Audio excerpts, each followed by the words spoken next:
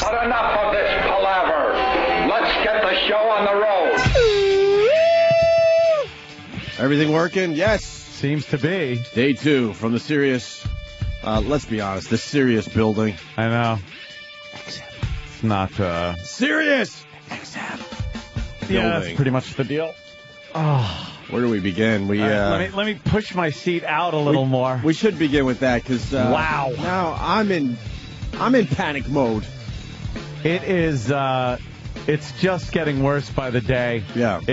My chair is very close to a wall. The back of my chair is very close to a wall, which wouldn't be a problem if everyone didn't have to squeak by there to get to Opie before the show. Not even just me, though. No. Because there's like a nerve center back here. Yeah, that's what I mean. And they have to get under this console. It's a very high traffic area because before the show there's a lot of hustle and bustle with getting you stuff, the engineers setting stuff up and everything. And so no less than, I would guess, 30 times someone has to walk behind my chair while I'm trying to read the paper and eat and go through websites and things like that. I think everybody, let me name off the people that didn't hit my chair. Opie, and even Sam clipped it with his big clumsy foot, but not that bad. And Travis did tap it, but not by much. See, not by much. Everyone else, though? Wait a minute. That says a lot about me. Oh, I know. So let's stop and enjoy that for a second. Do we have to enjoy it? Yes, let's enjoy it. Let's enjoy that. Because you said I was the only one that didn't tap your chair, and I'm the one that has walked back and forth the most. Yeah, yes. Thank you. That is true. And a very caring soul right here. Nary a tap on my chair from O. Did you enjoy that moment? I enjoyed the moment. All right, good. We were meant to enjoy it. Everybody else hit the chair. And here's the problem. And Opie pointed this out, too. Yeah. He goes, people look like, and I go, oh, my God, you just hit my chair. And they're like, oh, sorry. Like, it's no big deal. I just hit your chair. I won't do it again. Mm-hmm. But they're the 10th person, the 11th person, the 12th person that hit my chair. Well, they think they're doing good because they only hit you once. Yeah. Because they've walked behind you a few times, so they figure, well, if I'm walking behind them 5 times, I hit them once. That's good. No, but it's not because everyone else has been kicking my chair. And I'm just looking. It's getting to the point now when people walk by me, and you notice this, I tense up, my shoulders go up, and I tense up just anticipating the whap on the chair. It's driving me crazy. Yeah, we gotta shave down the huge table that we're broadcasting on. Unnecessarily giant console.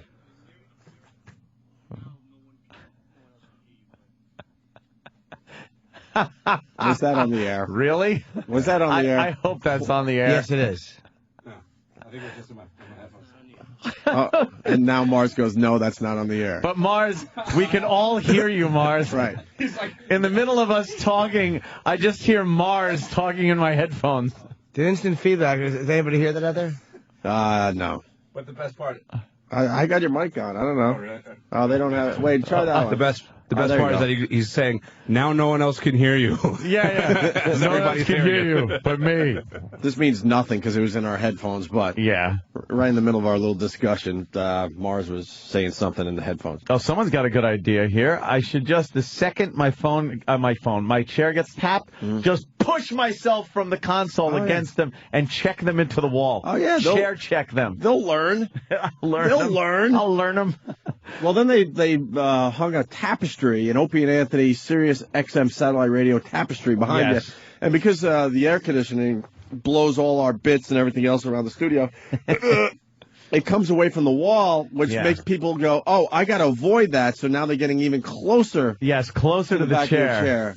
I pulled the armrests all the way down, and I'm now under the seat. I see that. The feeling. Jimmy just did it, and it's like the same feeling. Yeah, it's fun, actually. Is it? Oh, it feels good. Because now it's going to become a thing where people just do it for fun. Yeah. Just to get me. Well, set up like a little thing to your right. I should put like a highway cone here or something. Yes. Yes. Put a highway cone. I see we got our bowling balls. Yes. And our bowling pins. Yeah, we're going to do a little bowling today. We're going to be bowling down the long hallway.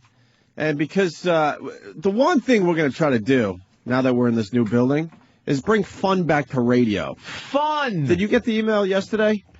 There was a discussion going back and forth all afternoon. About the bowling. About the dumb bowling bit we want to do for like 15 minutes. We had this really long hallway, and we want to do some bowling. I want to see if Jimmy could do some bowling, and Ant and I, and then maybe some of the employees here. We'll bond with the people over here. Yeah. There were discussions. Steve's like, well, it still hasn't been approved. This was like 3 in the afternoon. I'm like, what are you talking about? It's a dumb bowling bit. Just bowling. And then they finally approved it as long as we're using soft bowling balls, plastic pins, and then they're like, and we want the whole bit wrapped up by 8:15. 8:15 people come in. God forbid they see something that's out of the ordinary and might get a chuckle. Right. Now we know that's when we have to start it. Yeah, exactly. Yeah, now we know start time. We know it has to be retard safe physically. We're just going to keep pointing out what's wrong with radio. Right there. That's something that is wrong with radio. Why would you wrap up a fun bit at 8:15? It's supposed to be fun play. You ever see the documentary on Pixar? How the people were going through the hallways on little scooters and they hang up things, and it looks like a fun place to work. Yeah, it's an environment for creativity. Yeah. This place is not an environment for creativity. I'm sorry, it's not. It's like where they raise veal. Yeah. This place. Yeah. They put living things in small spaces and want them to stay there and don't like cohabitate with each other. And then they got the glass offices, so everyone's paranoid. They got to make believe they're working. And then I hear from Steve, it's like, encourage the thought you do anything they tell you not to do. There's cameras everywhere. Oh, and they like checking their cameras. Oh, there are cameras everywhere. Are there really? Oh, see man. that little thing up on the ceiling right there? That's a camera. There's another one over there. Well, that's a clock with no 12. Yeah. I was just counting my money. There's a little money laundering. Changing dollar bills. What?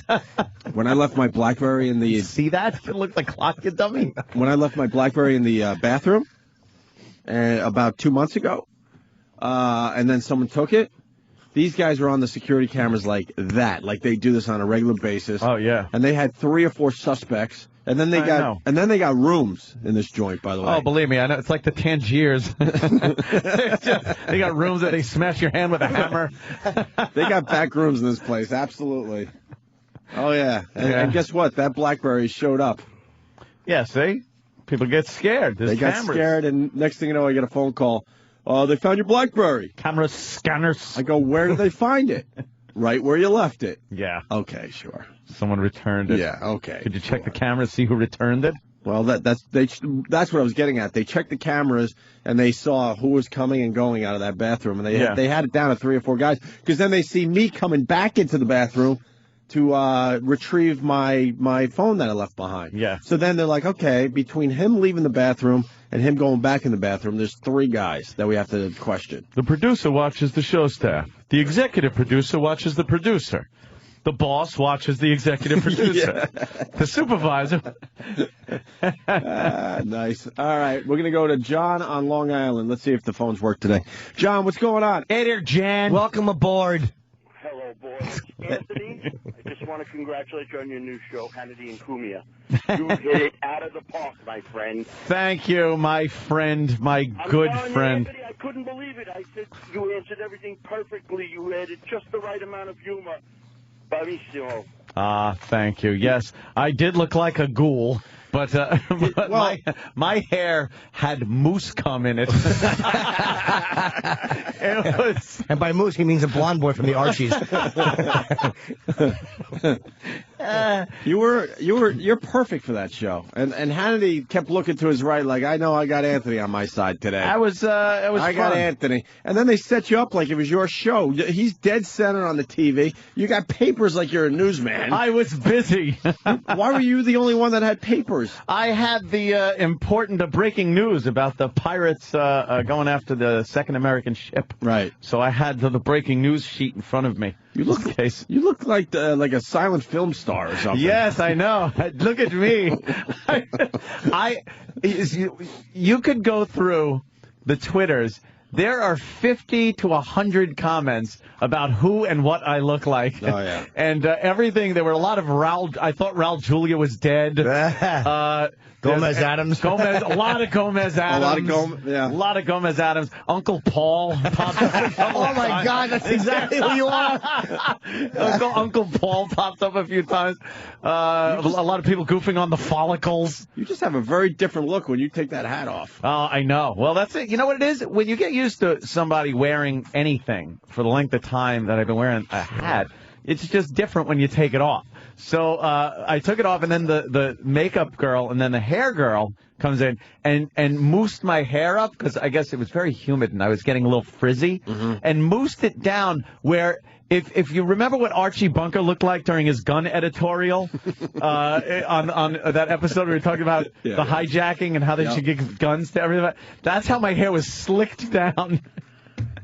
But I didn't care. All ready for TV. I just don't even. Anyone do the John Waters on you? Yes, John. Someone said good. A mix between John Waters and Steve Buscemi. Wow! So yes, Steve Buscemi. It was just it kept going and going. They wouldn't stop, but it was very funny. You had some power hitters on there too. Oh yes, and you hung right in there. What's her name? The old press secretary. Yeah, Dana. She bugged me. She's a piece of ass, though, man. She was very pretty girl. Yeah, but she bugged me when she was like, because Jamie Foxx made fun of Miley Cyrus. Who gives a shit? And then she was like, well, no one cares if someone's making fun of a woman. A woman, yeah. Quiet. That's why I kind of went like, that broad. But she was filling out some kind of application in the green room. It was pretty funny because she's just like, former job. She goes, yeah. She said, you'd think I'd have enough clearance already. Right. You know? And she goes, address 1600 Pennsylvania Avenue. Reasons for leaving, last job, bomb threats. It was, actually, it said reason for leaving last job. And she goes, election. Really? Yeah, it was one of those deals where it's like, she's just filling out an application. It's just amazing. You think she's past that now. Now that she worked at the White House, but no. She's just like everybody else. No. It was cool though, man. You know, Hannity's great. We had a lot of fun. We were talking after the show, and they love Jimmy over there. Oh my God, they love Jimmy like a little pet. Oh really? Yeah. He's like Jimmy's great on the show. Sean was saying this. He goes, I always talk to him before the show, and I'm like, Jimmy, you get me thrown off of here, and I'm gonna kill you. Well, Sean he's got a little twist in his personality. Yeah. Oh yeah, we all know there's a dark side. Oh, there. absolutely. He said him and his wife were watching your special on HBO and just laughing their asses off. He goes, but oh my God. Wow. Yeah. I was like, yeah, that's our little boy. He's a fresh mouth. Yes, he certainly is a naughty lad. What did he mean by wow? He got a hard on watching Jimmy? No, he enjoyed it. Wow, that kid's got gams. Right. Then he was goofing on Opie for the fact that he wants you to get on there and give your ultra, for some reason, your ultra left liberal side of. All of a sudden, I become this like heavy liberal. Compared to him and Aunt, you are, but compared to most people, you're very. No, I'm more in the middle, I think. Yeah. He's just talking about taxes and whatnot, and the fact that we both have the same hand in our back pocket. Yeah. But I seem to care more about it. I don't know. It's one of those things. He just he really digs the show and things like that. He listens when he can. I have no desire to go on that show. No. No. I hate politics. I faked it for so long. So talk about something else. That's the beauty. Be bothered by politics. It is kind of good. If something pops up, you just you should go on and just make the most ridiculous points on purpose. Wow, would that be funny? Yeah, to not make any sense. Praise the Iranian president, his excellent wardrobe. What a snappy dresser he is. No matter what Sean says, just be so liberal that it's obviously a goof. I think I got an angle now. Let's say hi to Jordan, as in, oh, wow, Michael Jordan checking in. Michael. Hey, how's it going, boys? You sound you sound a little short on radio. Hey, Anthony, you killed last night, man. That was pretty good. And about the pirate, if they just send some frickin' jets out there and bomb a few of them, all that would come to a stop. Yeah, they you get the liberal kind of Democrat, they don't want to hear about bombings without this long-winded preface and then this other. I was just saying that the Somalis, they do have a base that they work from off of the coast. They're not very organized. They're pretty good out at sea, but most of them are very young and stupid. Mm-hmm. They just are well armed for the ocean, considering these ships that they're taking over don't have any arms on them. And they go out and take over these boats. But they're based on the land somewhere. They're not fish. So bomb the crap out of them. Well, do you want the liberal point of view? Sure. Blow them out of the water. I was trying to say smithereens. It's very hard to get them in the water because it's a lot of area to cover. But the land bases that they have are very close to the beach. Right. They have to load these boats and weapons onto these big boats, take them out to sea, and then let the Zodiacs out. So bomb the bases. Let these ships have weapons. That's another thing. End of the problem. Yeah, for some reason, merchant ships are not banned allowed from having weapons. Right. Why? You blow a few of these guys out of the water, it's done. Have a security team. Make it so they have to if you don't want to just arm the captain or anything, make it so each one of these things can hire a security team that are well trained. Hire some of those Navy SEALs. Yeah, get some Navy SEALs. Or Club Soda Kenny. I see a boat. Do you? I'm still in. We're in New York Harbor, idiot. He storms like a passenger ship by Staten Island Ferry. I mean, that would have been a good joke if I didn't say he storms a passenger ship by something. By George. By gum. Those Navy SEAls, though. Wow. Yeah. Wow. Awesome. They showed a picture of that lifeboat that they were in, and you just see bullet holes through the windows. So they not only were on topsy-turvy seas and zoomed in on these guys' heads with their scopes, but they shot through the windows. That's amazing. And nailed them. Imagine those dummies just sitting there that last second just, whoa, what just happened? I know what you wanted to do there. Yeah, well, of course. Little clicks and a few clacks. Anthony on Hannity. My mic sounds awful, doesn't it? No, that's fine. Really? Honestly, yeah. Sounds all right. Maybe your headphones are up loud. I noticed you got to tune the headphones down a little more than the last place. Yeah. Or it gets a little tinny in there. In my head, it sounds like a Mr. Microphone. Ah. Yeah. Here's Ant getting introduced on Hannity's show last night. Oh. He is the co-host of the ever-infamous Opie and Anthony show, which broadcasts on Sirius XM satellite radio. Anthony Cumia is with us. How are you? I just call you Opie, and that's... Yeah, I know. What is wrong with him? He doesn't want to show up because he's a big liberal? Yeah, I think he's getting a little scared to come on your show now because, he's leaning more liberal these days, and I don't understand it. With, we both have the same government hand in our pocket. I don't enjoy it. I can't see how he does. So. 40, 50%. We're going to get into that in a minute. We're going to get into that in a minute. But you're just very angry. It moves quickly there. Yes, he does. And when you chop... He's just nervous all the time that you're going to say something stupid. Well, he's good. He wants to get everybody involved. It's like you're chomping at the bit because you see the topic coming up. You're like, oh, pirates. And then he'll go, now, David. And you're like, fuck, I'm not David. Talk about pirates. I got a pirate line I got to get out. Don't go to him.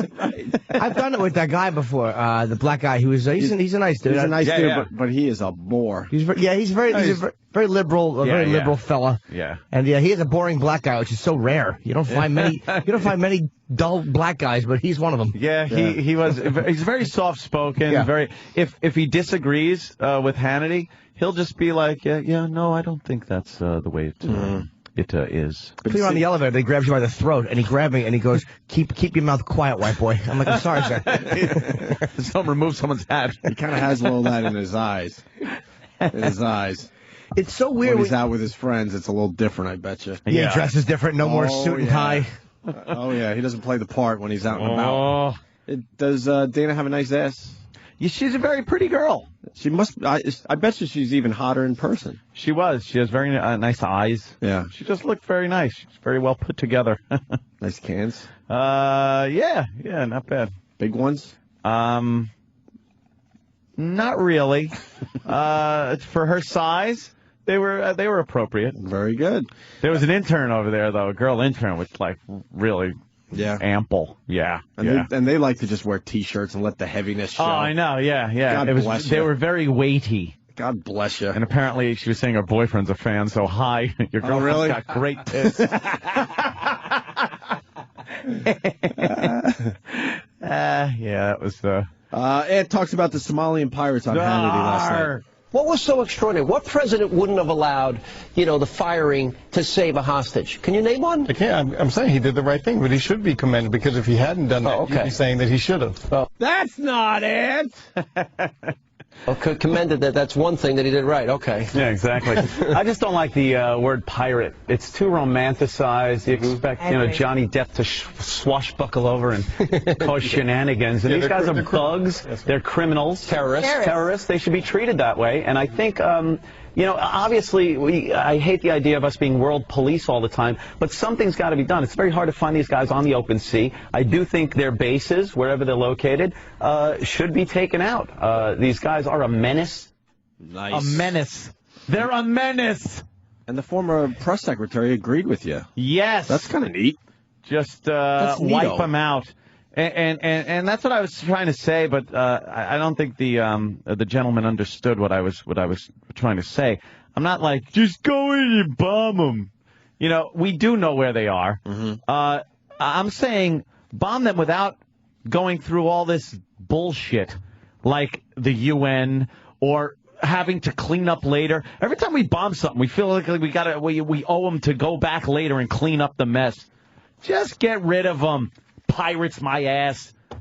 If they were doing stuff like this close to the U.S. shore, we would... forget about it. Yeah. It's amazing that it seems like a very easy thing to take care of, and they're not taking care of it. I know. And how are you allowing these guys 300 to get on your stupid, huge, massive ship? That's what I don't understand either. This is an easy one. Just don't let them on. Right. Apparently, an American ship again was attacked last night, and or yesterday afternoon. Didn't get on board though. Got a little damage from some RPGs and gunfire, but they didn't get on board. Yeah. Were they able to step on their fingertips as they were climbing over the top? I know, that's another thing. Just grind your heel down as they're climbing up. That's their only weapon, to give them a good kick. Are they swinging over with a knife in their teeth? Right. Yarr! And argues with the rest of the panel. I like this. I thought this was going to get ugly. Ooh. About the pirates. The world economy is also playing a factor in other parts of the world, like in Africa. And these folks are just criminals that are getting on boats and going to hijack ships. There's no camp you can go to take them out. There are organized shoreline departure points. They're not taking these little Zodiac boats out 30 miles out to sea. There are what are called mother ships. There are bases that they're located, that they leave from. Bomb these areas. Yeah. Bomb them and kill these people. I can't go that far. Because they're not all organized like that. A lot of them are copycats. They have boats and they just go off and hijack other boats. Still criminals. So we just blow up people just to blow them up. I think you're going a little far. I'm not going a little far. I'm not just saying going. Of course, some reconnaissance, intelligence. We know. Look at where they're coming from, and eliminate the problem from the base. I just think that we eliminate with targeted strikes, terrorists in other areas. I think that you could do it here, but it is a sticky wicket. I mean, if you get into this, Somalia is, I'm not going to say it's a failed state because I'm not an expert in that area, but Somalia is just a country that has very little hope and it needs a lot of help.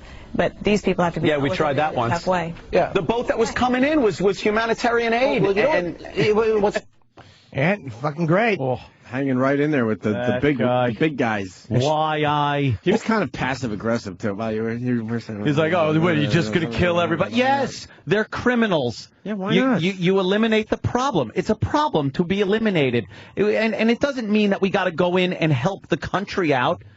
Eliminate the problem. And if the problem comes back again, you eliminate it again. What are you going to do? And she's like, I don't know if I'd call it a failed state. Really? What? Could you think of a better example of a failed state? None better example. People are starving, and they've resorted to pirateism. Yeah, pirateism. It's a failed state. There's no government there. There hasn't been in decades. And, it's a completely criminal-run country. These people, the entire economic structure is based on crime. It's a failed state. How bad we you can't go in there like we did when we were trying to help them out during, when Black Hawk Down, when that situation happened. We tried helping, we tried humanitarian aid, and we got our asses handed to us. So fuck them. I want to visit. You want to visit Mogadishu or something? Go down there. Cool Let's do our show from. Everyone likes going to.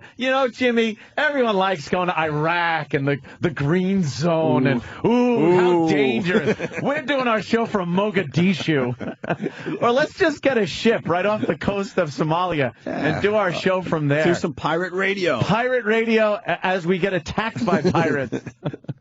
We'll be the first. I think that's the one place Jonathan said, my manager said that he'd be scared to go to. Oh, that's hell completely lawless. But he does have a touch of sense in that head of his then. Yeah. Did you hear the statement he would be scared to go to? Meaning he would still consider going there. How do you go there? And talks about Jamie Foxx talking about Miley Cyrus. I didn't even know this was going down until I was watching Hannity last night. Yes, this was breaking news. But Jamie Foxx from Sirius started going after Miley Cyrus. Yeah. Oh, boy, I had to dance my way around this one, didn't I? I saw. You didn't know which side to be on. Well, you know what it is. I was thinking in a couple of different directions. I was like, here. let me see how he handles this. I was thinking in a couple of different directions. One of which is, and I explain it in the clip, where I can't just outwardly say anybody should be fired for what they say on the radio without coming off as a complete hypocrite. And I don't believe he should be fired for anything he says on the radio, especially unregulated satellite radio. But another thing I'm thinking is, they're going to get on my shit because I'm bashing, or I would be bashing another person that's on the platform. Well, who cares? On television. I know that didn't really come into it. As long as you don't bash, the Messiah, of course. Jesus. Anyway, I don't. To be honest with you, it's like the point you made was right. It's like, should he get in trouble? No. But it is interesting just to notice how, like, black activists don't get pissed off if a black. That's all. But what he said wasn't bad. It was funny. And fuck Miley Cyrus. She's a public figure. Right. She's 2 years away from being able to go to the electric chair. She's make funnable. Yeah. You know what it is, too? People, and even Hannity was saying just wonderful things about her. They see her as this wonderful girl and everything. When other girls, like Lindsay Lohan, before she was 18, was getting bashed upon in the media, and no one really came to her defense because she was, the Paris Hilton school of let me show my gash. So no one really cared about that. Well, let's see how it went down on Hannity. I didn't think it was a big deal what Jamie Foxx said. No, it's just because it was on Drudge, and I think that a lot of the shows, because Drudge is so big, they go down Drudge, they find interesting stories, because they gotta have 5 nights a week of topics. Right. So you gotta have shit to talk about. All right, now they get fired and then they come back. So they take a vacation, then they come back. You don't have the greatest track record. I got to tell you, it's really nice to be on. Oh, we don't have the actual Jamie Foxx clip. Ooh, we're probably not allowed to play it. I want to hear it uncensored. No, it's a news story. It's a goddamn news story. Is it part of this clip though? I don't think so. No, because they beep it anyway. I'd love to hear it uncensored if we had that. Yeah, they did beep it. Because this doesn't really make sense unless we got the original Jamie Foxx clip. Because that's what Ant's reacting to. So we'll pause here. We'll go back to Ant on Hannity in a few minutes. But I did mention one thing, that it was kind of nice to be on this side of a radio controversy. Because we've watched it so many times from TV with other talking heads and jackasses and commenting on our fuck-ups. And we just don't really care about TV because we could have been the go-to guys. Oh, I know. Remember we blew up our spot? Remember the water incident? Oh, yeah. And they got both of us on the phone, and we just completely fucked up the interview on purpose. Yeah, we just figured we'd have fun and fuck around. Could E-Rock find that? And that's the reason why they don't call us every time a jock messes up. We thought it was hilarious at the time, but that was the last time they actually called us to be the experts on a radio story. I forgot what we were doing. It was really condescending and stupid. Yeah. And it was Allison. who's a friend of ours. Right. Allison Stewart. Allison Stewart, sure. It's, fuck, man. I forgot what I was going to say about Jamie Foxx getting in trouble. Yeah. God damn it. I had a thought. You ever have a thought just leave in mid-mouth? I don't even think he's in trouble. He's getting some nice headlines, and that'll be it.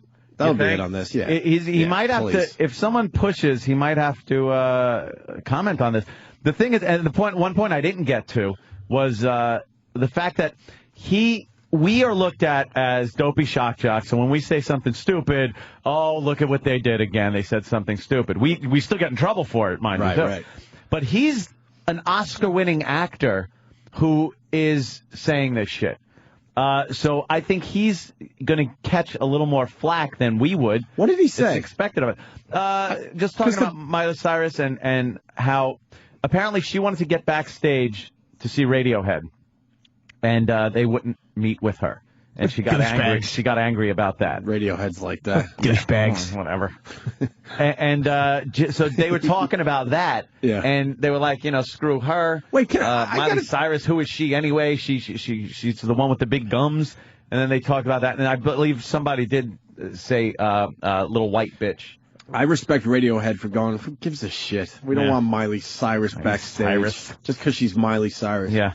I have respect for that. They're just being douchebag. Like, you know what I mean? It's like she's a fellow artist. She wants to say hello. Leave her alone. What's the problem? They're too cool for her. That's what annoys me. They're too cool for the room shit. But you know what's funny? Jamie Foxx, if he had played a guy raping her in a movie, there would be no issues about it because there's still this. Me. Yeah, well, of course not. You'd be jerking off. I wish they had a worse rating. But it's this fucking, once again, it's this phony morality around comedy and jokes. If he played a guy raping her, they'd be like, that's Jamie Foxx, what a performance. And Miley Cyrus, she was...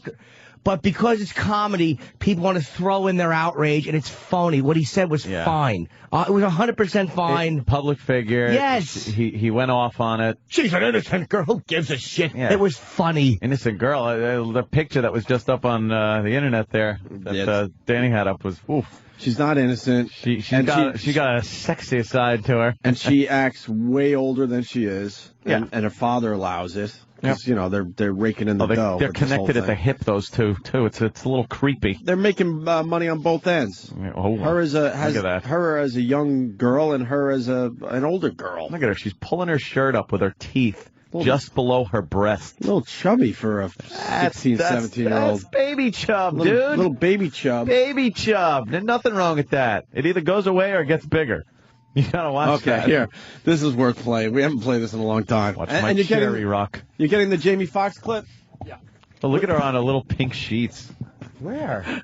You're missing the... What a creep. You're missing the pics, Jim. Look. Oh. That's outrageous. That's good. She's got like little Hello Kitty sheets. Look at that. I see nip. Do I see nip? Yeah. Let me see. Through the shirt? No, you don't. Yeah. Through the shirt. Oh, yeah. See? And they're going off talking about her? Look, she might be all innocent and everything in her little movies that everyone loves taking their kids to, but you wait. She hits that 18 mark. There's going to be problems for She's still not 18. Billy Ray. She's 16. That's insane. Yeah. She hosted an award show. You'd do that, right? I'm just saying. So anyway, of course. She's in the shower in that one. She's showering in a long T-shirt. Holy mother of Christ! Who took that picture? Billy Ray Cyrus? Probably. Who took that picture? He's a sick fuck. There's a weird relationship going on there. Who did she send those pictures to? Jimmy Norton. I think it was one of the Jonas Brothers or something. Really? She was dating one of those guys for a little while. Get out of here! I'm so jealous. Well, those guys are hot. I know. She got bored with those guys because they got the promise rings. Promise ring. Ugh. There's another ring that Jimmy totes around with him that I think she wanted a little more. I forgot about that. Pal. I got to play this. So. Remember the radio show that killed the broad with the water drinking contest? The water drinking contest until the woman dies contest. So because we've been in trouble over the years, they're always searching us out to be the experts. Yeah. That's us. And they got Ant and I on MSNBC, and this was the last time we were called. The last time. I don't even remember what we said or did. We just blew it up. We decided to be complete a-holes. You know what it was? We actually had a talk about this, too, before we went on. We're like, should we be... I go, do you really want to be the guys... When every guy we've watched that has been in radio has commented on our situation, right? We always look at the TV and go, fuck this asshole. Who are you to, talk about our situation, pontificate, holier-than-thou attitude kind of a thing? It's like, screw you. So before we made the call, we were like, let's just totally douche this interview and be idiots and ruin it. And this is how it went down. And that's what we did. Oh, yeah. Haven't been called since. Opie and Anthony are nationally syndicated radio hosts, also on XM Satellite Radio, two of the best known in the business. They're joining us now on the phone. Guys, thank you so much for joining us today. Thanks for having us, Allison. Hey, Opie, so as two people who do provocative radio for a living, what did you think when you first heard this story about this woman dying from drinking that much water during this stunt? Well, obviously I feel bad for Jennifer and her family, but I also feel bad for the show because they're just kind of a wacky morning show. They're not really shock jocks or edgy. They were just kind of trying to have a little fun, and it blew up. Trying to have some fun. That's terrible. I'm sorry. I feel bad. Anthony, what did you think when you first heard this? It was awful. These poor kids of the mother are going to be asked for the rest of their life. How'd your parents die? And or your parent die, and they're going to have to come up with this ridiculous story of, a radio stunt. I forgot. Ed decided to do Steve lines. Yes. Well, that was. Now I remember. I was trying to get in as many Steve lines as possible. That's when we were playing. That's terrible. I'm sorry. That's terrible. I'm sorry. How did your parents die? I forgot. That's the tack I was taking. Was trying to get in as many Steve lines. I think there's a clip where panic sets in. Allison's like, "Oh my God, what are these guys doing to me?" Yeah, I was listening to you guys this morning, and you played a clip from this show, and one of the guys was like, "Hey, she signed a release." Does that she signed a release excuse hold in your opinion? No, I think legally it might hold, but so they don't get arrested. But I think a civil case will be brought up, and it reminds me, it was a case years ago, back in '83. A couple of disc jockeys, I think it was Ramon and Francus in the morning. They had a staff member shove marshmallows in his mouth, and he choked wearing a bunny suit. It was awful, tragic. The Nagel families never recovered from that, and I remember they were taken right off the air. What an asshole! It was so obvious that you had all these facts. Yeah. Ramon and Francus, and you knew it was the Nagel family. You knew the outfits. And it's back in the 80s. Yeah, in the 80s, 83. The Nagel family. It was very funny. This was all based on stuff we were doing on the show, obviously, at the time. At the time, yeah. Eric man. was doing the chubby bunny in the bunny suit. We are tools. And then finally. So, Opie, it happened before. It has. Opie, do you think this is going to bring any industry-wide changes, or is this just going to be one of these? I got to, defend myself here, because you're going to hear me just be like, because I can't believe Anthony's doing what he's doing. And I'm laughing in my head so effing hard. I heard you. And I was caught off guard. I didn't even, this is what happened. I was laughing so hard in my head, and I was covering my cell phone, that I didn't know what she asked me, and I knew I had to say something. I heard you going like a couple of times while I was doing it. I heard you laughing, and then I realized, I'm like, oh my God, Opie doesn't know what he was just asked. So you're about to hear me just start talking because I knew I had to say something. Or is this just going to be one of these sad stories that sort of fades from the headlines eventually? No, I think the boss is gonna, kind of pretty much wreck it for everybody else. I mean, the bosses in radio in general are beyond scared as it is, and now that we officially have killed the listener out there, I think you're going to hear a lot of really, really boring radio. No one's going to really try to go to the edge or do anything edgy. Well, Anthony, didn't a management maybe say, hey, did you talk to a doctor about this or something, and maybe get some confirmation if this is dangerous or not? So, Anthony, you're throwing it up the food chain a little bit. That management maybe should get involved or maybe should be held accountable. Yeah, maybe you say, did you talk to a doctor about this or something, maybe management should have looked into this and seen if it was a little more dangerous than they thought. Opie and Anthony, we really thank you for taking the time to be with us today. Thank you, Allison. Thank you. Allison. That's Oh, what a douche. You made a good recovery, though. You start stammering, but then your point was fine with the radio boss. Yeah. Well, because I was like, yeah, whatever. But she used to be a friend of ours. Yeah, we haven't heard from her since. That was an old Psycho Mark reference there. Yeah. Did you talk to your doctor? Oh, Allison, I think I know her at Fox, right? Yeah. Yeah, she's friends She used with to work with at MTV and yeah. What's her last name? Stewart. I might know her. She might be friends with my friend Elizabeth. I think I've actually been to her apartment, if it's the one I'm thinking of. Whoa. Really? Yeah. Oh, not for that type of stuff. Oh. A cafe latte? Yes. She is a little mocha. Cafe latte. Oh, is she black? Pretty girl. There she is. Yeah. No, she's kind of... She's Oh, no, that's not her. I'm sorry, that's not her. That's not her? No, different Allison. You weren't in that... You weren't in her apartment. No, it was... Testifying that you were not in her apartment. I was not in her We have apartment. pictures? No, we have a hair. Fiber sample. All right, we got the Jamie Foxx clip. Oh, finally. Yes. So this is what Jamie Foxx said on his show, and then Hannity was doing a little something on this last night. Did y'all hear what that bitch said? Not to call the little girl a bitch. Let me slow down. Do you? It's Foxo. We don't give a shit. We're all going to hell. Yeah, she had the nerve to fucking put down Radiohead because they didn't want to meet her punk ass at the Grammys. Who we talking about? Who we talking about? Miley Cyrus. Who is Miley Cyrus? Little white bitch on You watch. Can I ask you a question? Which one is Jamie Foxx? Is he on the phone? No. He's Is he phoning in his own show? I think he's the one with the loudest mic. Oh, okay. Can you rewind that a little bit? Because I have no problem with it. And if the guy even called himself, like, I don't want to call a little girl a bitch. They're like, who cares? Punk ass at the Grammys. Who we talking about? Who we talking about? Miley Cyrus. Who is Miley Cyrus? Little white bitch on You watch. The one with all the gums? Yeah, the hand She got to get a gum transplant. She's small, boy. She's light on Bubble yum gum. light on teeth, heavy on the gums. Shit. Let me get an order of mouth, light on teeth, heavy on the gum. So she said she didn't want to what now? She wanted to meet Radiohead before their performance at the Grammys, and they told her to fuck off because they real musicians and they got to do their shit. So she said she was gonna ruin their career. Wow. She's gonna ruin Radiohead's career. The same Radiohead that gets paid $1 million just to sample their song. Yes. That Radiohead? Is Miley Cyrus $1 million, is nigga. she Hannah Montana? Miley Cyrus? Yeah, she's the Hannah Montana Oh, girl. come on, bitch.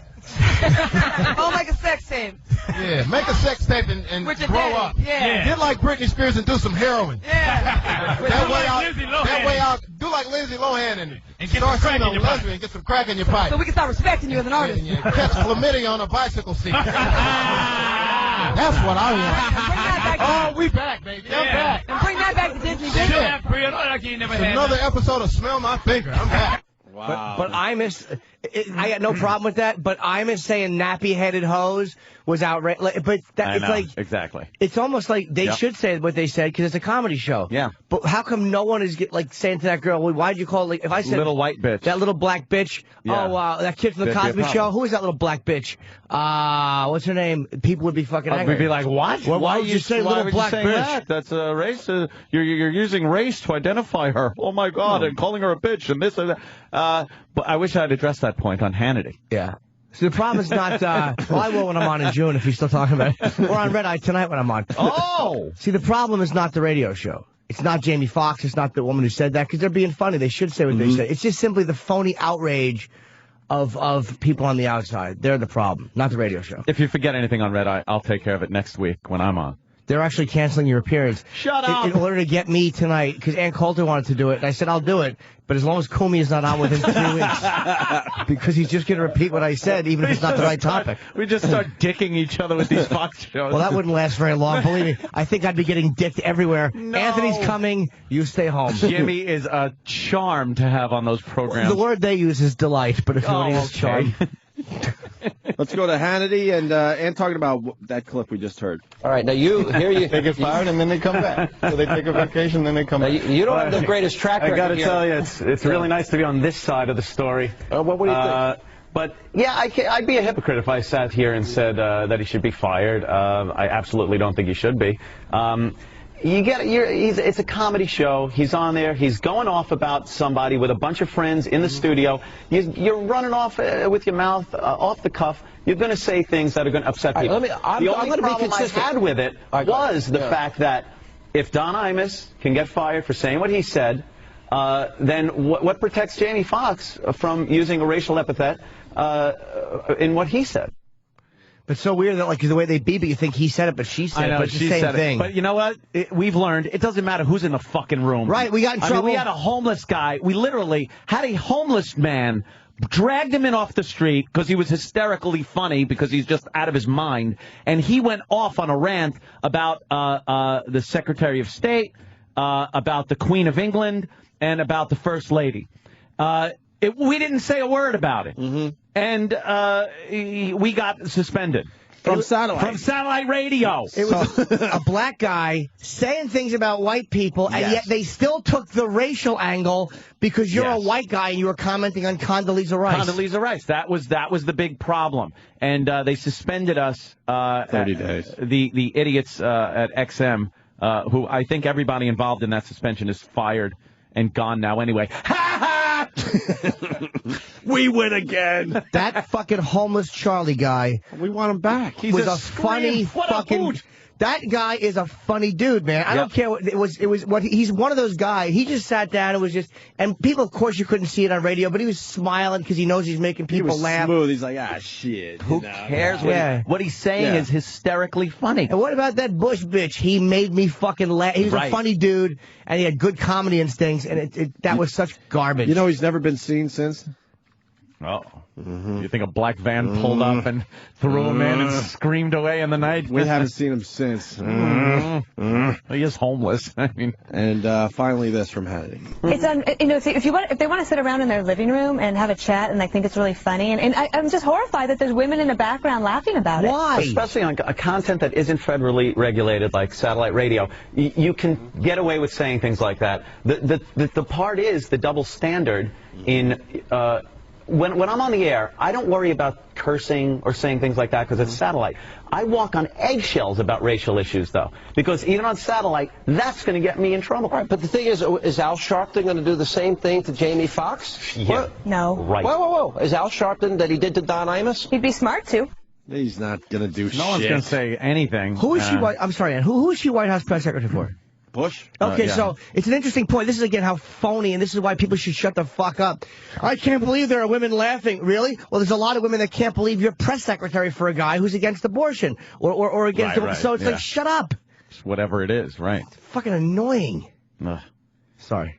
No, it's... For my language, I mean. Okay.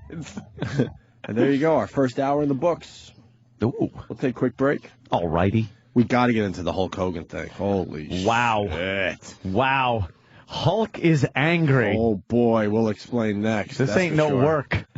He's really angry. And the Bruce Springsteen might have had an affair story has some legs, huh? Might have had an affair. We got a Springsteen station here at Sirius. Are they covering this? Yeah, right. Well, they said they mentioned it, but they just don't know. They're not going to bash the guy, but they don't know details. Yeah, her husband's her mother's denying it or some shit. He does have a past history of shenanigans. He's a rock star. I would hope so. Shenanigans. He should put his dick everywhere. Yeah. Guy's been fucking doing nothing but putting out hits since, what, 74? Stick it anywhere, Bruce. Who cares? If you're married to Bruce Springsteen, wherever his dick goes, you go.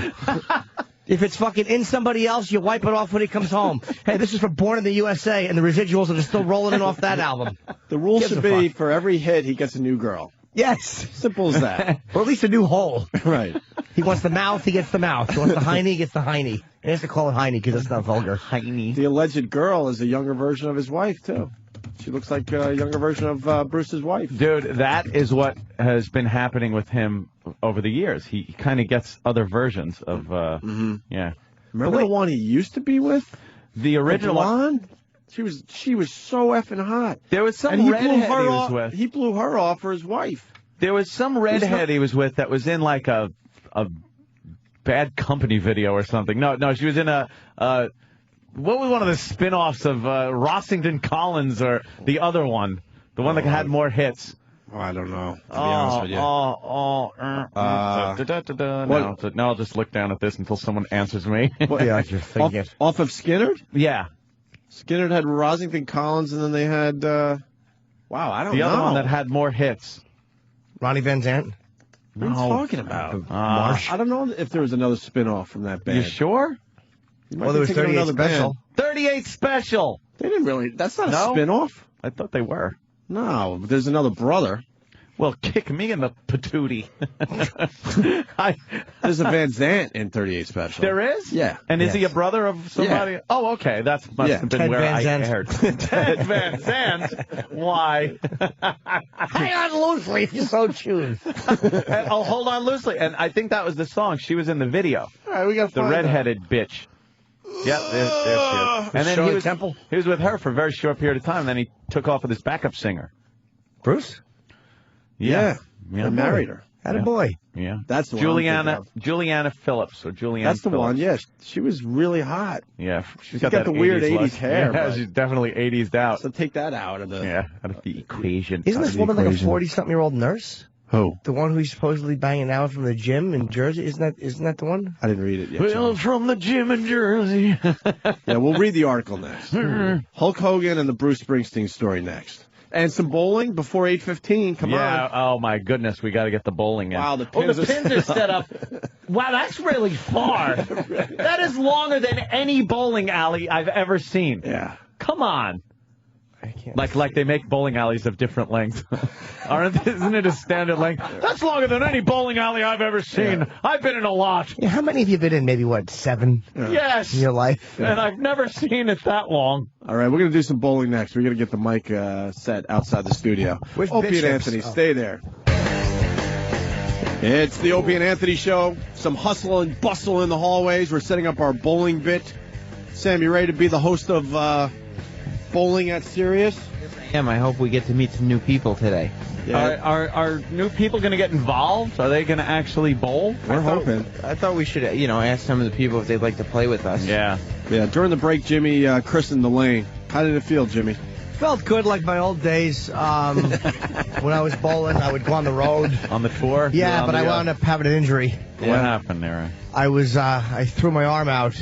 I was doing a 7-10 split in Decatur. And it was a little damp. I hadn't done the proper... What the fuck am I talking about? I hate bowling. It's so stupid, bowling. You know, that sounded like it could have been something, though. Yeah, I'm a good actor. It didn't decanter, Yes. and it was a bit damp. And, it's damp. The 7-10 split never works because your shoulders always got a kink to the left, and that's always just bad. Well, our bowling alley is about 100 yards long, and you knocked 8 out of the 10 down. That was pretty impressive, actually. I always bowled a great golf score. Yeah. But my fucking...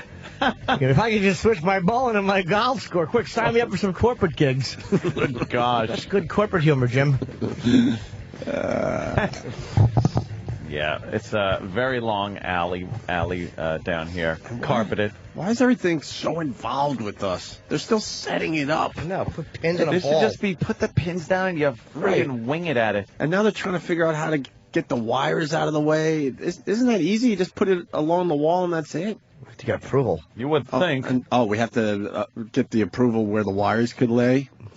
Yes, where's an engineer to tell us where Right. the wires have to be? Oh, we're bringing fun into this building.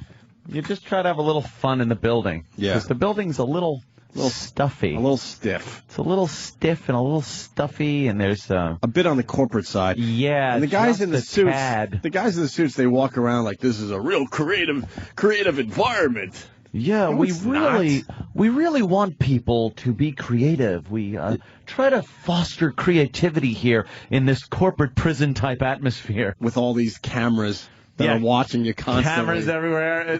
It's glass very offices. Cell blockish, isn't it? Who is paranoid around here? Glass offices and cameras everywhere. Looks like I don't know. All right. it looks like all the pods from Oz. Yeah, it is. It's like the pods where everything's glass, so you can see what the shenanigans of the prisoners. Mm-hmm. And I believe Jimmy was raped in the bathroom earlier. I was. It was. It was. It started as a rape, and I eventually just said, what the heck. I got a comment yesterday that one of the big bosses after the show, he goes, I never heard the bathroom be described as a shit factory before. What is it? I'm like, well, we're just trying to give this place personality. Relax, go with this. Yeah, what are you going to call the bathroom? Food factory, I guess, if you're on certain sides of the fetish It is industry. It is a shit factory. I've never seen more stalls in one bathroom in my life. And one of the stalls this morning, I should have taken a picture. Somebody was building a very impressive nest to sit down. It wasn't just a typical little bit of toilet paper because you're a little paranoid. It was a nest. A nest. Why does that make it even more disgusting? But it was getting some volume. Yeah, really. Oh yeah, someone doesn't like germs around really here. Thick.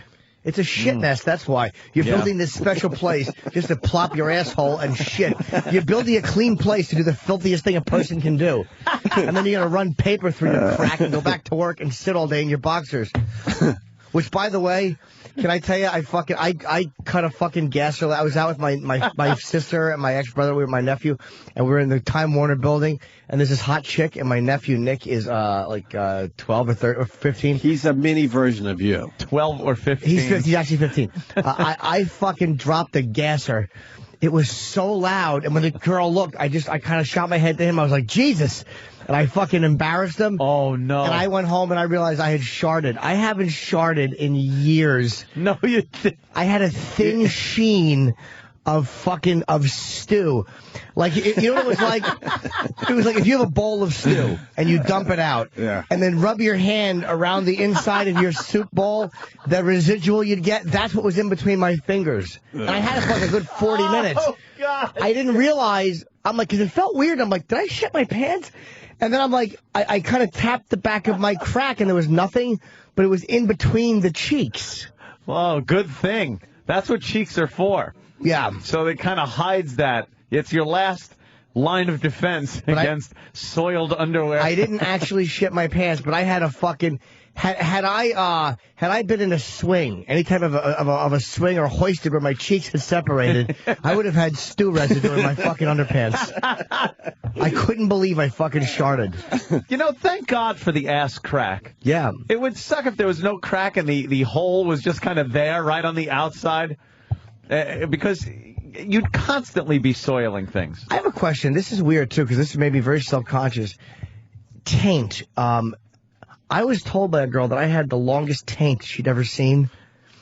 Like, I have a short ass crack and long, which is why my balls and asshole don't usually stink because they don't rub together. Like, I have a good length of taint. How long is taint supposed to be? What is the average taint length? Where are you measuring from? Because right where the asshole, right from the actual hole to bag. Because I think your taint does kind of fill up when you get excited. When you are in an aroused state and ready for sexual intercourse, the taint actually gets a little harder, too. No, but I mean, like when I was on my back, this is true. I have a short ass crack, but my taint...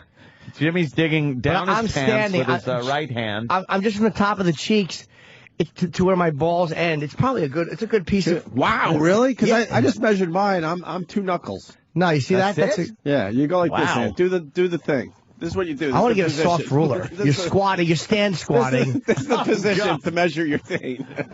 I know this is a good visual, but... Oh, clean. People saying 3 inches.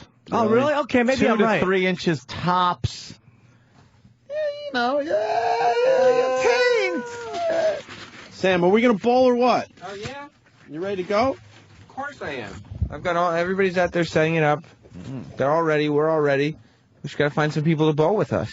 Are you going to, how about you get David to recruit bowlers? Okay. Give him the microphone, too. Yeah, David is here today, so... Oh, great. As they set that up... Show him off to the people. Hulk Hogan. Let's do a little Hulk Hogan. Oh, is he angry? I don't blame him. Oh. This is just unbelievable. Really? Breaking news. Wow. Oh, it's the food. Okay. Yeah, I didn't fart. It's my egg white omelet. Yeah, egg whites just really don't smell good. Looks like something that would make a lady sad. Jesus. It's an egg white omelet with red and green peppers.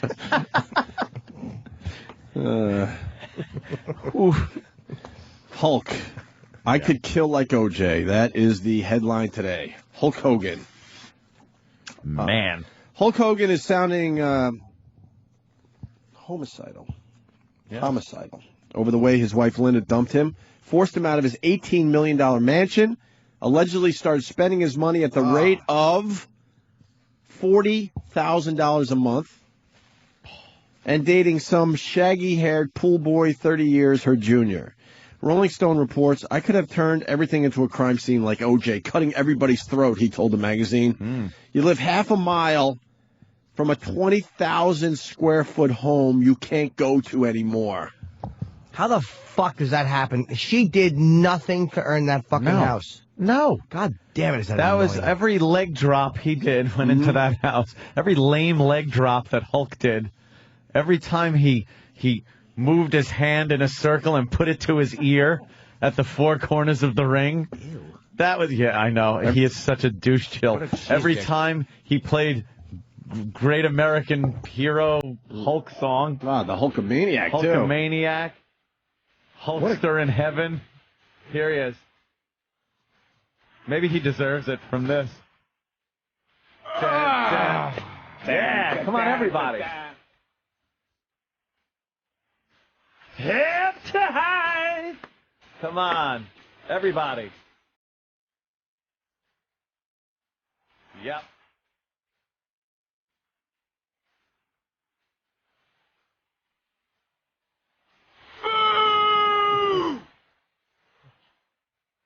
Fights for the rights of every man. The real American. Yeah. Fight for your life. That's what he's telling his wife. Sounds like a fucking Procter & Gamble jingle. Isn't it It's awful? horrendous. Oh, you little maggot! You make me want to vomit! Yeah. Hello. Awful. Hello. I can't hear Opie. What?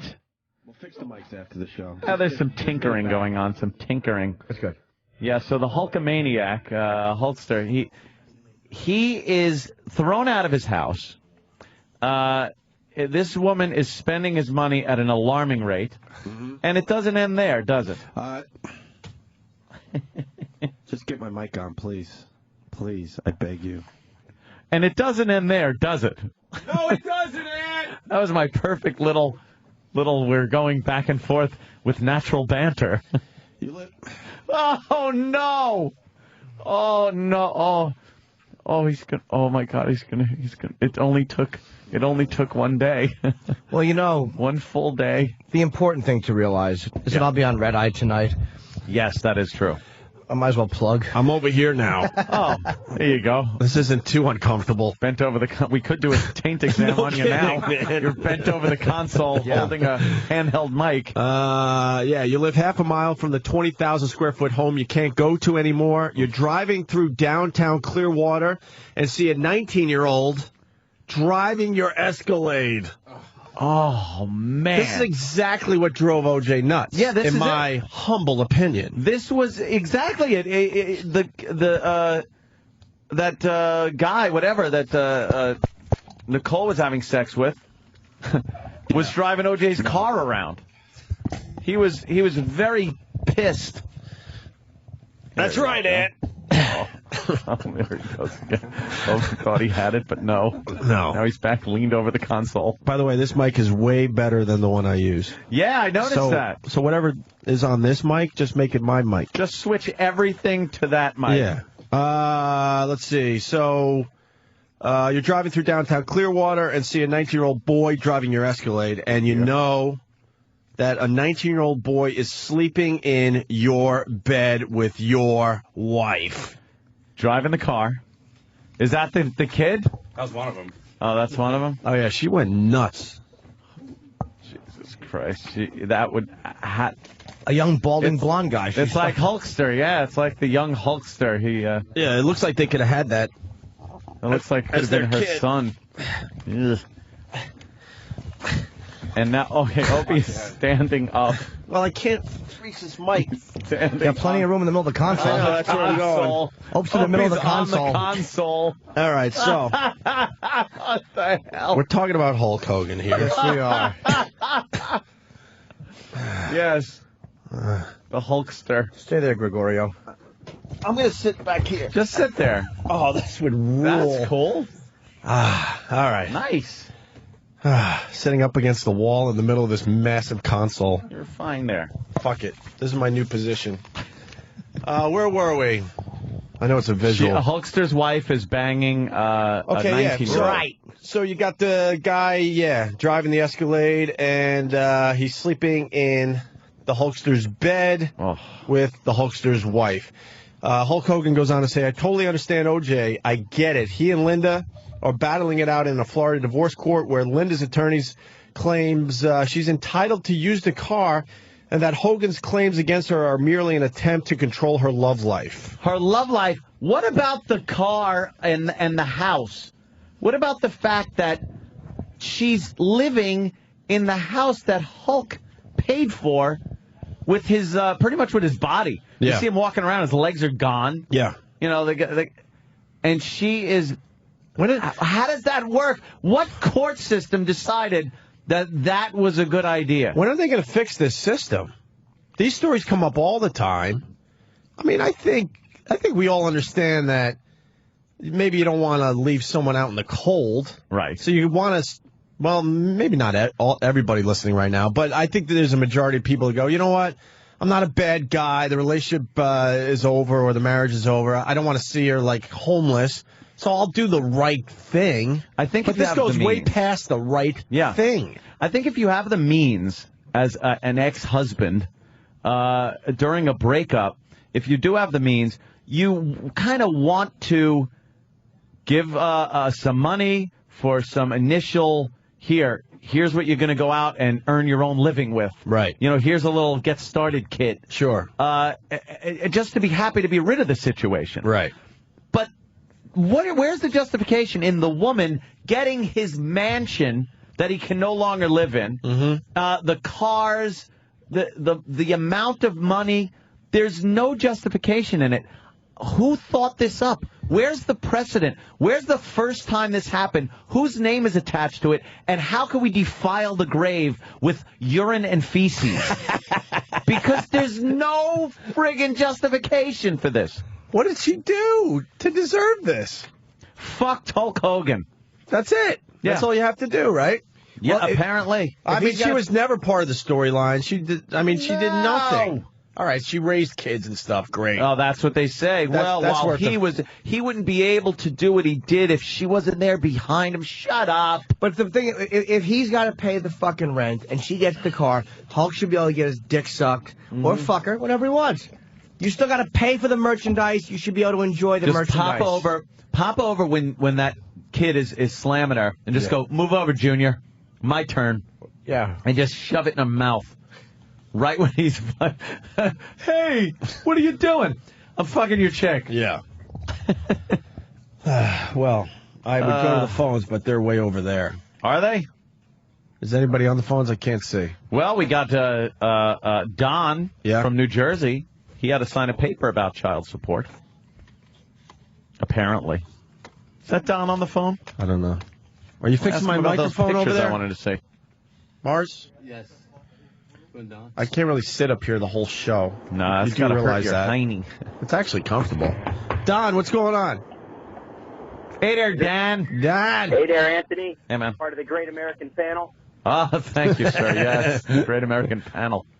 You know, they've stopped using the term pirate this morning. Fox News is now calling them terrorists, I think, based on what you said last night. Are you kidding me? Starting this morning on Fox News, they said we shouldn't call them pirates because they're terrorists. Wow. That's what I said. Look at you. But back on subject. I'm making policy over there. I like that. Back on subject, how ridiculous these laws are getting. In New Jersey, they won't sell you a fishing license if you're behind on your child care payments. You have to sign and certify that you're not behind on your child care payments. So no fishing licenses for deadbeat dads in New Jersey. What the hell does that have to do with anything? Amazing. I don't know. The guy gets so screwed in these cases time and time again. Well, thank you there, Don. Ant got screwed. We have a whole list of people we know that got I screwed. don't know how to hang up on people. Oh, there we go. I think I just did. All right. Oh, yeah, right. Leah, let's see if this works. Oh, no. Please, Jesus, work. No, Please. man. I'm part of the Hey. Om movement. Oh, I like this That mic a sounds lot. good now. Oh, I can finally broadcast with my pals. I had a horrible mic the last 2 days. All right. Until you step on the board and knock out every mic. All right, I'm coming back. He's coming back around. I'm stepping right. There you go. Oh, my God. What? Don't No? step on the faders. What? What happened? Step there. Where? You ever see on Like here? No. You ever see on a plane wing? This is not a step. Why?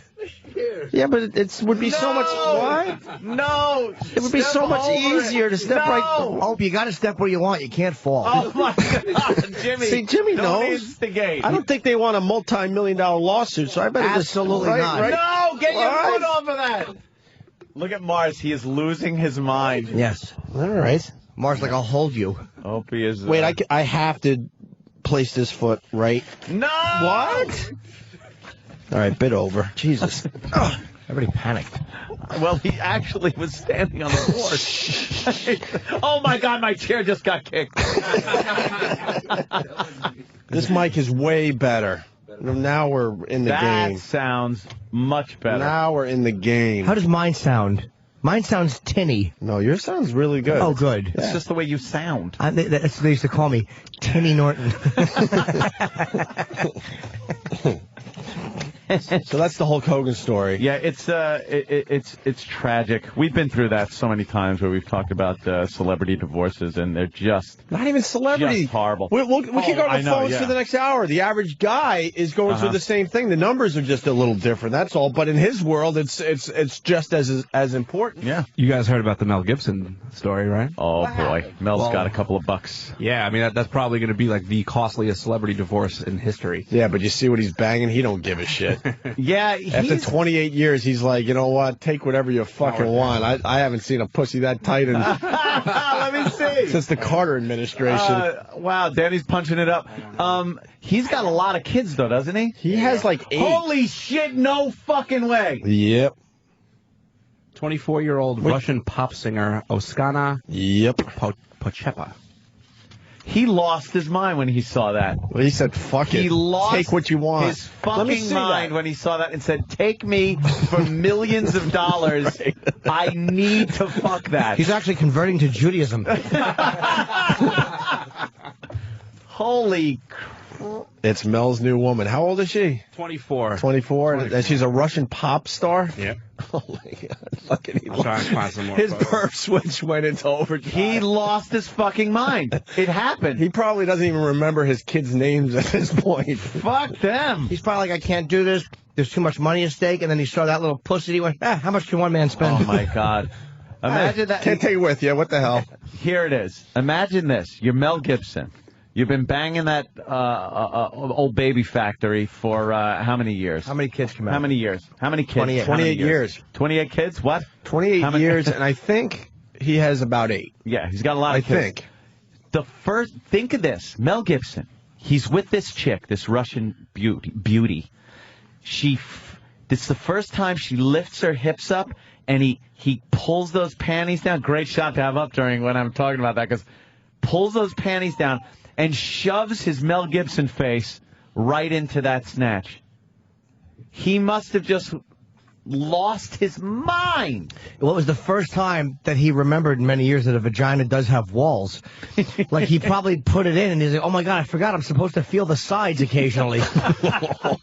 There's supposed to be some type of friction that makes this feel good. Wow. Hello. Holy Toledo. Yeah, the pictures they got on the blog sites aren't really doing much, but pop her name into Google and you'll find some much better photos. Yeah. She's dishy. So, there you go. How much is he worth, Mel? He's worth, gotta be $10,000, $20,000. I thought it was more. No. Hey, let's get Sam, because there's a lot of discussions going on down the long hallway. Are you kidding? There's a lot of discussions going on. Jesus. They're trying to figure out how to do the bowling bit to keep it all safe for everybody, I guess. And what are they clearing the, there's a big box in the way. Yeah. Oh, tell her to move. Oh, my God, look at this one. Holy Look at this picture. Holy shit. Are you kidding me? She's really hot, except for her fat, shapeless feet. How do they play along?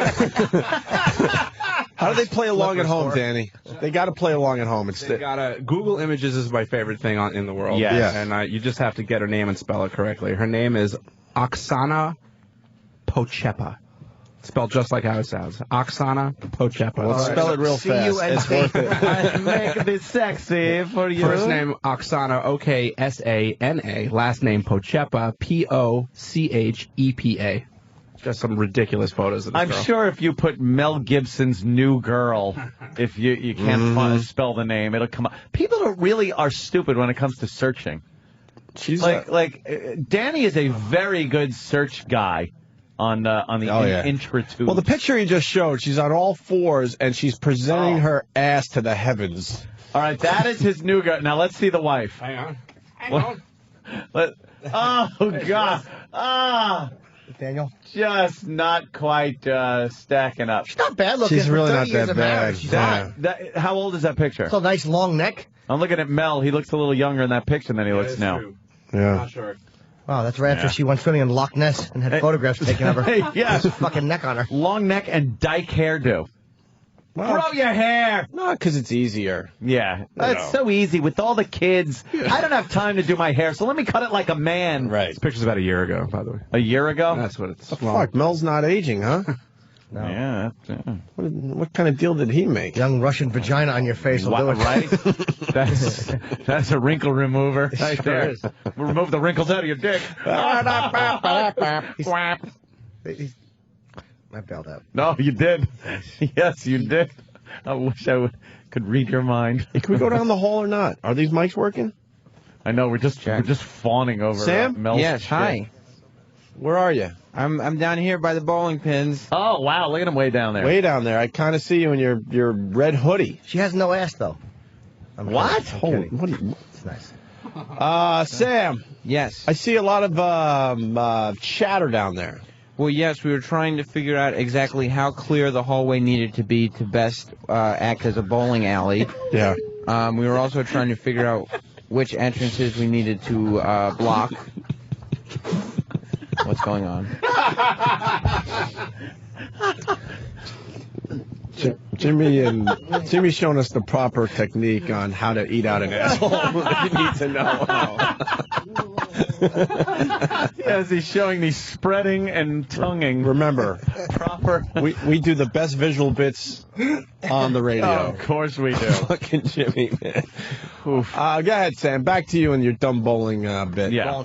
We're figuring out where we need to block entrances so that we keep this hallway clear of people, because as you and I both know, nobody walks on a bowling alley. Right. Right, so we can't have any of that. And has David recruited any serious employees to do some bowling today? No, not yet, because I've spent the last 25 minutes explaining a 5-minute task to him.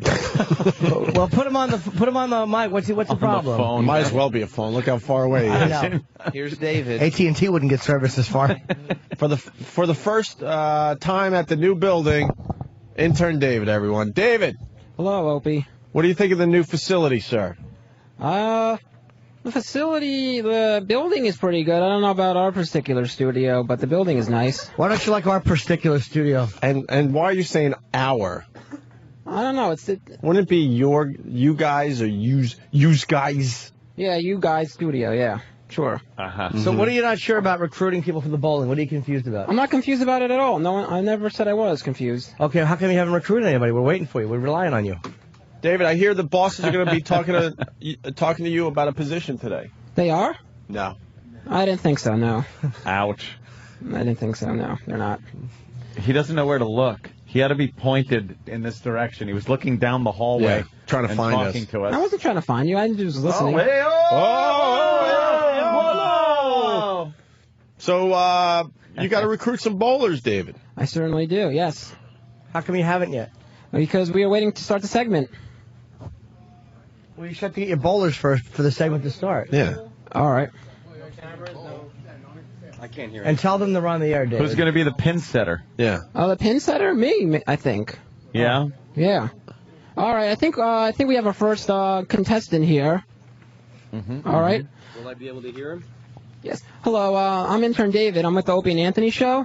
Would you like to go bowling with us today? Sure, why not? I don't have the moves down, but I'll try. What moves do you need to go bowling? You know, that little leg kick thing, you know, that little fairy little leg kick thing. I don't know, whatever. Leg kick works. David, let's give it a shot. David, who are we talking? We don't even know. Okay, what's your name, sir? And what does he do here? I actually know Opie from years ago. I used to work with him on Long Island. Opie, you know me. It's Paul. Oh, what's up, bro? From BAB. What do you do here at the Sirius, Paul? Not quite sure, really. I'm still trying to figure that out. Been here 8 years, and really, I haven't found my place yet. Wow, that's not very good. No. I'm actually leaving on Friday. Say that again, David. You're leaving for good? Yeah, I'm leaving for good. I'm heading for Denver. What are you going to do in Denver? Afternoon drive at a country station. Country boo! Bowl! Come on, I want a bowl! All right, you're contestant number 1. All right, cool. Who am I bowling against? We're going to find some more contestants for you. Oh, I thought I was all warmed up. I was ready to go. I have to stand around and wait now? What's the highest score you've ever bowled in a bowling match? Oh, my God, the like worst a 130 ever. Yeah. 130? That's horrible. Yeah, I know it is. I go to the bowling alley to eat the greasy fries. That's about it. Well, you should have practiced if you knew you were going to be bowling today. Well, I had no idea. Why would you 30 practice seconds ago. to do a dumb little... You didn't know? No, I just found out. I go to the bowling alley to pick up the women with no teeth and eat the greasy fries and drink the cheap beer. Well, good luck to you, sir. I hope you win. Thank you very much, Why and would you hope you win? I'm looking forward to the challenge. Yeah, win Who's against my who? challenger? Win what, David? All right, we're going to go look for another contestant right now. What are they winning, Why David? didn't they just bowl first, David? I don't know. They're not winning anything. It's just to see who gets the highest score. Yeah, why don't you let him Send him down, David. bowl? Why don't you let him bowl? Hey, Yeah, let me bowl. We don't need a fucking league established. do you want to join the intern David bowling league? We have to register you first. Is there a microphone down this end of the hall? That would be... You don't Kinda have smart. bowling shoes. You need bowling You need shoes. bowling Alright, shoes, here's- you need a bowling glove. What's up, brother? Yeah, I used to work with this guy, BAB. Cool. Going Right. to Denver to do a little country radio. All right. Yeah. Wow, this is going very well. So far, this is a monumental dud. This is a hoot. The second we added David into the mix, the excitement level, wow. Get Sam back on the mic. Well, we need a mic out here, too. Guys, we got our second contestant here. Wow. All right. Good. Hello, I'm intern David with the Opie and Anthony Show. What's your name, sir? I think so. Name's Rich. Rich, what do you do for Sirius? I'm an intern for Hits 1. You're an intern for Hits 1. Yes. So what do you do for them? I'm in charge of the weekend programming, and I do things for the morning show. Good for you, sir. Yes. So have you ever bowled before? Not a long time. Do you think you're good at bowling? Probably not, but I'm an O&A fan, so I figured why not give it a try. You're an O&A fan working for another radio station? How does that work out? What? It's interesting. I'm next to Howard News, so Not a everyone. lot of people are pissed off with this kind of shenanigans going on, but I think it's hysterical, so Well, we'll see how hysterical you are when you bowl. stop staring at my crotch, please. David I certainly am not. is I'm looking right a at your waste. face. Now you are. Here comes Sam. He's running down the You think you're good at the bowling? alley. Yeah, You just asked me that. Yeah. You just asked me that. Good. Pick them apart. I mean, in terms of like a score, like what do you? All right, what's all the- right, what all right. How else score could you be can good get? in a bowling, All David? right, Sam, There's a Yeah. wire in What do you front of think I the can get? pins. we got I don't know. David, shut the fuck up. David, shut up and move the wire away from the pins. David, your whole job right now, Paul is about to bowl down this very long hallway. We got Sam on this end of the bowling alley. And, David, you basically just let us know how many pins Paul knocks over, okay? Now, is All right. he going to have to move up, or is he doing it from way back here? No, Jimmy did it from way back here, and he got eight pins You down. got 8 pins? Of course I did. No, you didn't. Yeah, I did. I'm good. And Opie's got on film. And he threw it in the pocket. Yeah, I'm good. It should have been a Really? strike if the pins were set up right. That's right. All right, Sam, take it away. Where are you, buddy? I'm right here. Okay. All right, sir. What was your name again? It's Paul, a.k.a. J. Cruz is my air name. Oh, man, that's cool. Half the audience my real name, but who gives a shit, right? Yeah, who cares? Who cares? So Language. Get ready. Jay Cruz is going to send it down the aisle. Or Lane. Did you did you bounce it off a wall, Jimmy? No. Didn't touch the wall. I laugh at walls. I'm amazed. I'm like Mel fucking his first Just wife. bald. All right, here goes. No kid. You are talking about Gibson. Why is he Let's always say Mel Gibson Look at him. He went when we talk about that, Yeah. okay? Yeah. let's Mel Gibson. Yeah. oh. David, how many pins? He got, no, 5. 4. And he moved 4. closer. 4 pins. 4 pins. Well, move those pins away, and then let him pick up the strike. The spare. The spare, yes. Why is he going down to get his own ball? Can somebody roll him the fucking ball? We have 20 guys that work for us. Can we figure this out? We need 2 bowling balls. The guy's getting his own bowling ball. God, what a catastrophe. Down there and get him the ball? Oh, holy shit. Yeah, now he's There's a guy back. over there shoving a donut in his face. Hey, fucking Claudius Caesar, get down there. Yes, I can hear him now. All right, here he goes. His second And there goes attempt. Steve just walking down the alley. The wind up. And the release, it's looking good. Oh, no, way over to the left. Oh, I'm sorry. And he gets a gutter ball, only getting 4 pins. Right. Jesus. All right. Horrible, horrible score. Terrible. Of just 4 pins. I could have knocked more over with Terry Schiavo's walnut brain. Sam, who's our next bowler? Our next bowler is that intern from the Hitch channel. Oh, right. Okay. He's the big O&A fan. What do you think? What do you think your chances are? Probably the same as Paul's, because I haven't bowled in forever, so who knows. You fit right in with our fans, by the way. There's you're the body type, Steve. You're the body type of our fans. Yes, true. Well, Jay Cruz was terrible, so I'm sure you'll do better. Yes. The pins are set. All right, let's go. Let's bowl. Hold on, bitch hips is moving the wire. Here we go. What was wrong with him again? He's got a crooked hip. Yeah, the crooked hips. Yes, here he goes. He's winding up now. Oh, and a quick release. Off the wall. That's a gutter ball, my friend. That's a gutter ball. Wow, and it stays right along the wall. He put some English on that. 1 pin. Rodney bowled better in the fucking Miller Lite commercial. If it touches the wall, it's a gutter. This isn't bumper bowling, you fag. All right, here goes his second ball. Right? Oh, my God. That one's down the alley. 0. Oh, He wow, missed that was weird. all of them. He missed all the pins. Sir, you get nothing. You got a big 0. You're a perfect O&A listener. Perfect. Burt Reynolds.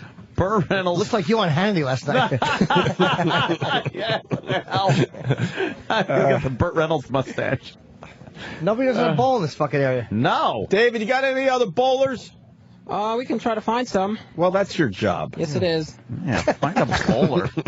Sam? Can I give it a try? Yes, you're Anthony. Yes. Get over here, Anthony. All right, we got Anthony giving it a try here. Oh, my goodness. I didn't know this was celebrity bowling. Yes. Sam, who's our next bowler? Our next bowler works for the Opie and Anthony show. A new addition to the Sirius studio. It's Anthony. Anthony, what do you think your chances are today? Actually, this is a very long distance. I'm not sure how well I'll fare. Also, no holes in the ball. And I usually get the slide with the bowling shoes and the little kick out. I'm actually a very good bowler. But I plan on really sucking right now. This lane is also carpeted. Yes, it's carpeted, and there's a box. Yeah, sticking out here, why so I couldn't gotta we do a move little- the big box that's in the middle of the Actually, lane? here we go. Here we go. Jimmy, are you annoyed? Oh, it hit the wall. It hit the wall? And it went into a locker, Wow, I believe. It just... All right, let's try that. It disappeared halfway down there, and now he's throwing it down. Now we're playing dodgeball. Oh, Anthony hit no pins. No I got pins. no pins. 0. Including one where he threw. I suck. I threw the second one overhand. You threw fucking Ted Kennedy has a better arm than you. I threw. Hey, that was a good throw. I threw the second one overhand, and Hey, what's wrong with the bowling alley? I First, missed the I guess we pins. got to move the big, huge box that's pretty much in the way of everything. Oh, Would do you be- want to bowl? Because me and Anna both done it. You want to go out and do it? Yeah, I'll do a little Give it a bowling. try. This is fun. Give it a try. Yeah, it's very difficult at that distance. I didn't do the split after I got the 8, so far I guess I'm in the lead with everybody else's combined pins. Yes. Jesus. You are in the lead. A bunch of shitty bowlers around here. Well, it's not really bowling. Sure it is. It's just throwing a ball down the hallway and trying to hit some pins. We're bowling for dollars. Yes, Bowling for Dollars. What a boring show that was on a Sunday morning. All right. What else would you bowl for? How did Jimmy do this? I know. I'm skilled. I'm good. Jimmy, like a pro, hit the pocket and everything from this distance. All right, It's here we go. very difficult. Here, hold the mic. All right. Here goes Opie. He's lining up. First shot goes down, and it's a gutter ball. No. No, it is a gutter ball, stupid shit. No, it wasn't. It bounced off the wall. I didn't see it bounce off the wall, right, David? Pins. David, it didn't bounce off the wall, right? No, Opie got 3 pins knocked down. David, shut up. You don't know what you're talking about. You're talking out your ass. It bounced off the wall. It's not bumper bowling. No, we said the glass wall is the gutter. Opie got 3 pins. Either side, 3 pins. No, he didn't. 3 pins for the Oat Man. No pins. Beating out Anthony. Opie got 3. He's going to pick up the spare now. That's Gutter right. ball. Way to go, David. I'm going to punch David in the face. There it is. That one hit the No, friggin' it didn't. Look, I got a straight. wall. I got a spare. Spare. I got a spare. Bullshit. Look, they're clapping for me, Ant. Yeah. I got He a hit spare. the wall on both shots. It was a bank shot. David, did I get a spare? Opie got a spare. He certainly did. No. Opie got a spare, and he takes the lead. No. What happened? You hit the walls both times. No one could see that. All right. New rule. New rule, you're able to hit the wall? Yeah, so now you have to try it again. Oh, screw it. I suck. You're not going to get a spare? I just got a perfect spare. I'll try it again. All right, here goes Jimmy. He's going to show off and not hit the wall. No, I'm sure this will. Jimmy did I'm really sure I'm good. pushing my luck. Wow. That bank shot was pretty impressive, though. I got to say, even though it amounts to a gutter ball. Well, I will never look at that. No, Ann, I played it. Oh, Jimmy sucked. I played it that way. You played it off the Yeah, you got to wall? play it off the wall. Jimmy bounced off the wall and it went back, and he was aiming for the big, stupid pinhead behind the pins. Looks like Kid Dynamite has come back down to earth. All right, no pins. You got to hit it off that wall just a little better. Jimmy's going for his second shot. Oh, boy. This one's a bouncing Betty, and nothing. Oh. You went from 8 pins to no pins. Come on, Ant, do it again. Now, It's new very rules. difficult. Okay, new rules. You're able to off the wall. Okay, Oh, we watch can? this. Oh. All right, watch this then. Anthony is Where's the stepping to ball I plate. used before? Someone just wrote, I don't watch bowling. Why would I listen to it? Now in play. All right. Whoa! Uh-oh. Oh, no. Oh, that is really good. Oh, 8 There's pins. eight. All right, There's eight. Anthony Off the wall. used Come my on, with technique eyes off closed. the wall. Yeah, are you going to pick up the spare like I did? No, Are you? pick up the Are you? spare.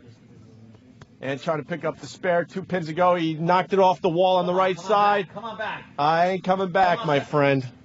No. David, who's Only the only 8. one? Who's the only one with the spare? Opie. That's right. That's right. Who's the only one to knock over 8 without using the wall? Jimmy. I don't know. I didn't see it. Well, it looks like no one else wants to This is fun. have fun with us with the bowling I thing. know. We're just having fun. If we had any here. balls, we'd use fucking real pins and bottles. Oh, I mean, my real bottles and a real ball. Wouldn't that be great? A real bowling ball throwing it down that hall would be so much fun. How fucking mad would they get? Oh, would they be infuriated? Would they? Oh. Break someone's ankle. There's a lot of pointing going on down there. David, what's going on? I'm trying to recruit other people to bowl. Why don't they want to? They're bowl. neglecting. To bowl. Because they assume that anything you're asking them to do cannot be fun. Right. Because It is fun. they've been trained many years not to have fun. Come on, it's a perfect hallway for bowling. Everyone's avoiding us, Sam, again? Yeah, everybody's avoiding us. Some guy just walked by and wouldn't even give me the time of day. Oh, that's not good. Aw. Oh. Jimmy, you want to bowl terrible. again? Yeah, man, I used the wrong ball the second time. Oh! All right, Jimmy's going to try it again. The pins are set up. Will he go for the wall shot? I think Jimmy's performance last time did upset him. It's off the left side, right in the pocket. Oh, he got 7 pins. Same ball? 7. I need 7 that ball pins. back, You need that ball You back. need that particular ball. All right, where's the ball return? Make Crooked Hips run all the way down and get your ball. Crooked Hips. That's his name for the rest of his internship.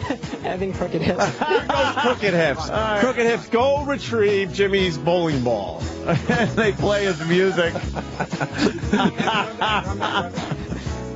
All right, now here comes Crooked Hips. Wow. His hips, they sway to and fro. They do.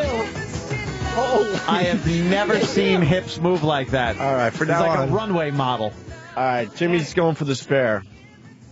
Here we go. Oh, it has to be off the wall. He might have it. Oh, 2 pins. He for a missed the total of 3rd 9. pin. Hey, David, who's the only one that has a spare so far? That would be Mr. Opie. All right. That was before the rule change. That is true. You have to do it again. It was before the rule change. That is true. All right, I'm Opie, not you can do it, Opie. You can prove him wrong. No. We have a new person who would like to challenge Opie's spare. All right, who's this? Who's this young man? You're on the air with the Opie and Anthony Show, the show with 12 televisions. What's your name? Michael. Michael, what do you do here at Mike? Sirius XM? I am an intern for the NFL Network, and I also do sports updates for the Me and Vinny Show. A sports day, so this is a ringer. You know about bowling. You probably do a lot of bowling scores. You do a lot of bowling scores for your show? I have not yet done a bowling update. No. Hey, Sam, why don't we do a little sports? We don't do many sports breaks on our show. What's the big sports story today, sir? What's happening today in sports? We got the hockey's underway, playoff-wise, tonight. Wait. What's the big hockey news story, my friend? What's the big hockey news story of the day? Rangers. Wrong, incorrect. The Islanders getting the first pick in the draft. Thank you, David. Intern David just showed you up. It's the Islanders, obviously, getting the first pick in the upcoming draft. Yes. And I got a lot of congratulatory emails overnight. Yes. From people going, the worst team in hockey. Yeah. Congratulations. Your team was so bad they get the first round draft pick. Sam, I can't figure this out. Are there more pins down there, or do we have more TVs? Let's see. If you do a little math, there's 10 pins. Uh-huh. We have 12 TVs. Oh, okay. If you subtract the number of TVs by pins, we're still left with 2 HD flat screen TVs. More than we have pins. Fantastic. I just wanted to make sure of that. How many TVs does your sports studio have? The NFL studio, we have 2, and then and the host side of it, we have like 3 or 4, so probably like 6. That's still less than us. Hey, Sam, why don't you bring him in here and count the TVs and come on inside. We have a game that we play on the show. It's just so we could see where you're at. If you could please come on in the studio and count how many TVs you see. Yeah, give him the mic and really point and count. Yeah. Let's see. Point to each TV and count. Yeah. 1, 2, 3, 4, 5, 6, 7, 8. Now, keep in mind, we have 2 offices here, and each of those offices has 2 flat screen TVs. Grand total of 12.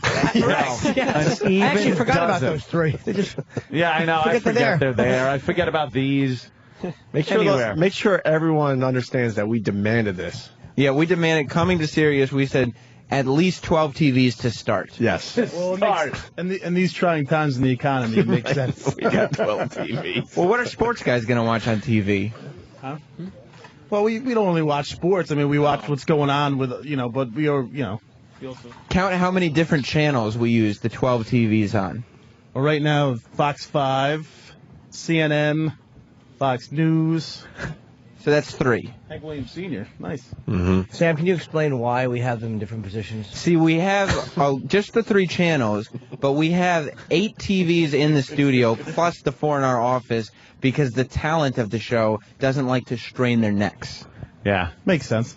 Say thanks. It does. Because look at this. Look at this. No, you don't want to Ow! Yeah. Ow! You don't want that. You don't want to spin around. Right over here. See, there's where it looks. Perfect. Yes. Right. And your stool swivels to boot. You don't have chairs that swivel? We have an intern that swivels too. Old swivel hips. Old crooked hips. Where is he?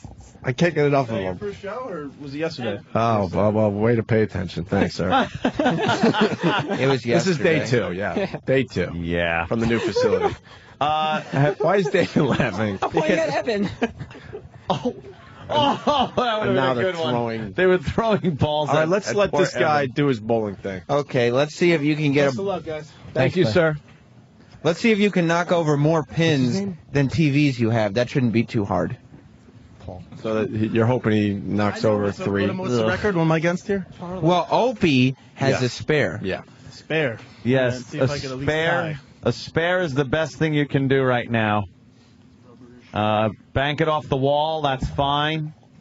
So grip the rub better. because those are new rules that we seem to come up with after Opie did it. He spent some time picking the proper ball out of the 4 we have. You do that at the bowling alley. You pick up, He's going. Here it goes. Off the wall. Off the wall. It's angling really back. good. It's looking in the pocket. We got a sports guy. Strike! Oh, my A strike! Opie goes down. A strike! Amazing day for sport. Of course the sports guy's going to get a strike. What an amazing day. Go get a guy from the OutQ channel. Let's see how well he does. But to be fair... Pick up 10 with his hiney. Of course. Yeah. Banging our heads on that one. They could be the pin setters. Sure. To be fair, only for the 7-10 split. Then they need more friends. What, Sam? The talent did not see your strike because they were each watching one of our 12 TVs. They saw it. You know what? Bravo to this guy. Yes, that was a legitimate strike. It was perfect, actually. What a throw. Off the wall and everything. What technique did you use? Did you do anything? I just got back and won it. That's it. All right, I thought maybe do you bowl? A little bit. Yeah, everyone I'm bowls better a at little. Wii bowling than real bowling. You got a Wii? Yeah, the Wii's fun. All right, why don't you go over to OutQ and talk about your goddamn Wii? All right, they're suggesting maybe you head over to OutQ to tell them about your Wii. Yeah. All right, guys. let me know if someone beats my strike. Well, or ties it rather. Yeah, there you go. I forgot. All right, well. Hey, wait, Kevin Smith apparently answered me on Twitter. Like, I didn't, and he wants to come in, I think, so. So let's get him in here. I know, I don't know when. Sure. He doesn't even know when. Kevin's a busy man. Yeah. All right, Sam, we did pretty well with the bowling thing. We only have, 15 minutes left, and we got to, close down our bowling alley. Yeah. Oh, my goodness. Why do we have to close it down at 8:15? What was the official answer? The league is coming in. I always hated that. Yeah. When you went to go bowling, you're all psyched with your friends. You go in, it's league night. Fuck you. Yeah.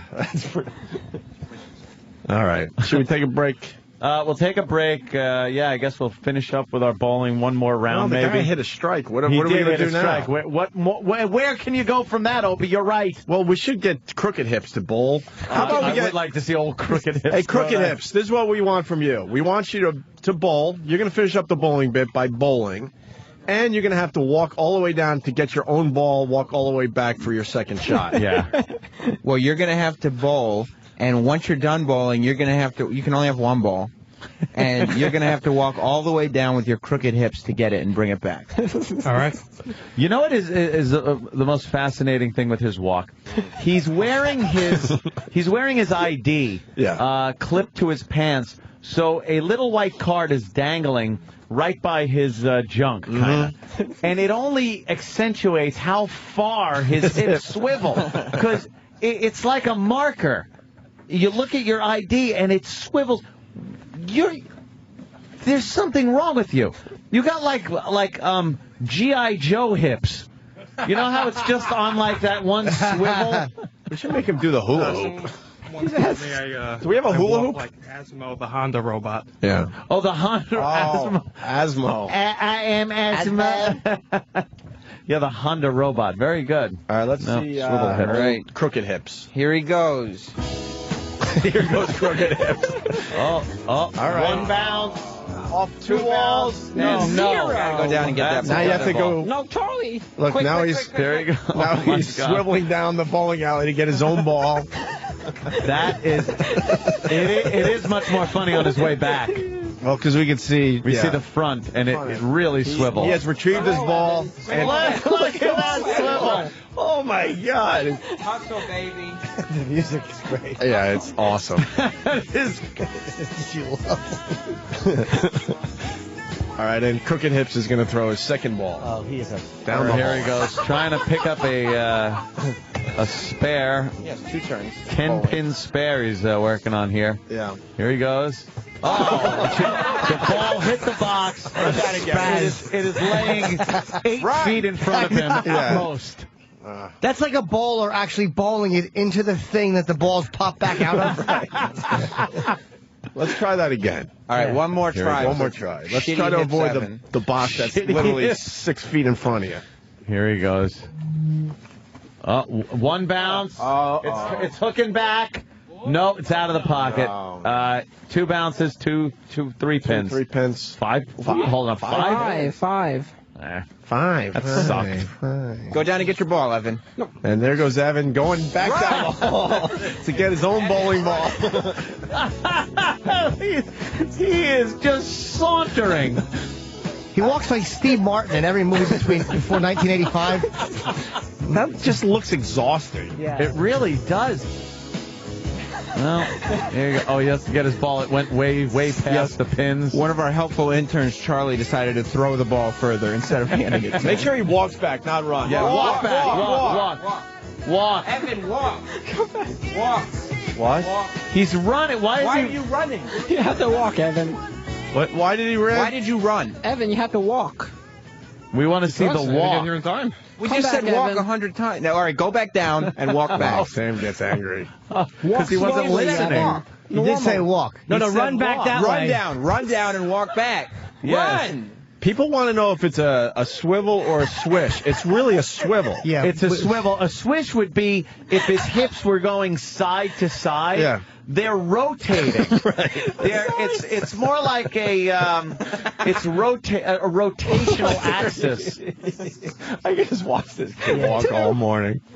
His feet are just going. His legs go in front of each other. Yeah.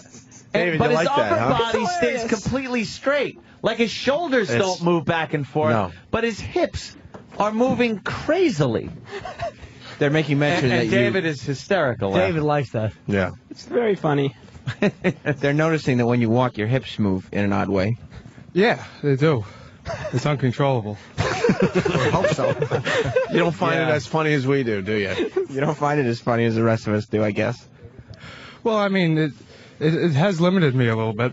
Has it? In what? In what ways? Well, I can't run for an extended distance. What happens? Or else my calf muscles will be very fatigued very quickly. His calves get tired. Why is that if your hips are Why screwed do your up? calves get fatigued? Because the way my feet are angled in, it puts a strain on a part of a calf muscle that normally isn't used as much. Hired calves. You are a mess. He has veal calves. How many hip replacements have you had so far? How many hip replacement surgeries have you gone through? 0. Have you had any surgeries because of this? Have you had any surgeries? No, I have the option to fix me if I wanted to. Do that.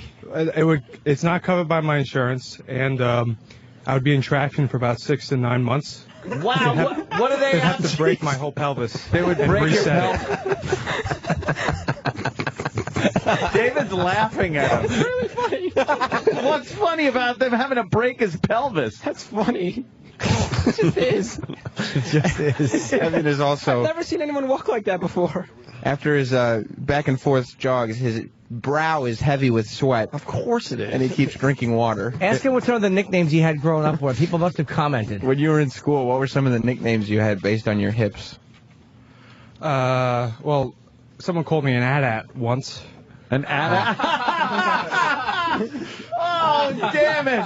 You do look like an AT-AT when you walk. For our Star Wars geeks out there. Coke Logic just wrote, his hips don't lie. He's a weirdo. Can we play some hips don't lie? Yes. Oh, yeah, Shakira. Yeah.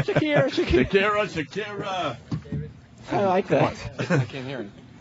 I know, we should have headphones for you, but that would mean producing the radio show. Nothing, in particular, they just mostly take notice of my walk and just say that's fucked up, or you don't walk correctly. You don't walk correctly. I don't think they say that. How young were you when they found this out? Were your parents like, oh my God, we got a fucked up kid? But the doctor said that it should correct itself naturally, but it didn't. No. Well, when you're in a pine box. You know you could be the Olympic champion in speed walking, right? You know you could be the Olympic champion in speed walking? Probably not. I'm very out of shape and get winded very easily. Why? You're 20 what? You're 22 years old? What's wrong with you? Oh, his hips are swivelly. Smoking doesn't help, and I really don't exercise very much at all. Plus your hips. That too. I'm surprised the wind generated by his hips doesn't blow the cigarettes out. Oh boy. You. They don't, that bomb will. Should we take a little break? All right. Sure, I'll walk that one off. Yeah. All right. I don't know. The bowling thing might be done, Sam. Those are actually the four-legged ones. If you look, I think, on Empire Strikes Back, you get the two-legged. They had two-legged? Oh, yeah. See, I wouldn't know. Oh, I'm a complete Star Wars asshole. I understand that. Stephen S. from Bayshore wants to know if Evan is part crab. Are you part crab, Evan? I don't think so. Any answers? Yeah. Well, get the real. Yeah, it's an at ST. What happened? E-Rock, what's up? Oh, my goodness. You a doctor? We have a holistic doctor that wants to bowl live on the air with the Opie and Anthony show. Well, ask the Simpsons character if he can look at Evan. Oh, or Ethan. Hello, sir. How are you this morning? What's your name? Michael Finkelstein. And what are you here today to do? David. I'm going to be speaking on the Martha Stewart radio show this morning. Now, before we get you. No, we're going to bowl first. Face. Is Martha in there today? Choose a ball. Is Martha there today? I don't know. Here's an at That is really funny. God, sorry. Yeah. We're just looking at a Lego Mindstorms Star Wars at ST on YouTube, and it just... Yeah, toss the ball. All right. Yeah, it's ridiculous. This guy just... Oh, there he goes. Oh, boy. Well. Oh, sir. Let's get the doctor in There here. he goes, the good There goes doctor. the Doctor, do you know anything about hips? Can you come back, Doc? Evan's hips are messed up. Okay, we lost him. We lost Yeah, the he's doctor. got to go to Martha Stewart's studio. We still had him first. Holistic doctor. Opie and Anthony, let's take a quick break, and we'll continue. At ST. Just look at any at ST walking video. It is completely him. That is a perfect analogy on his stupid walk. You watch me on your TV. Say that my job is easy. You say I am not athletic. You think my sport's pathetic. See, at this point, you don't know what sport I'm talking about. Yeah. But you can't judge me till you walked a mile in my bowling shoes.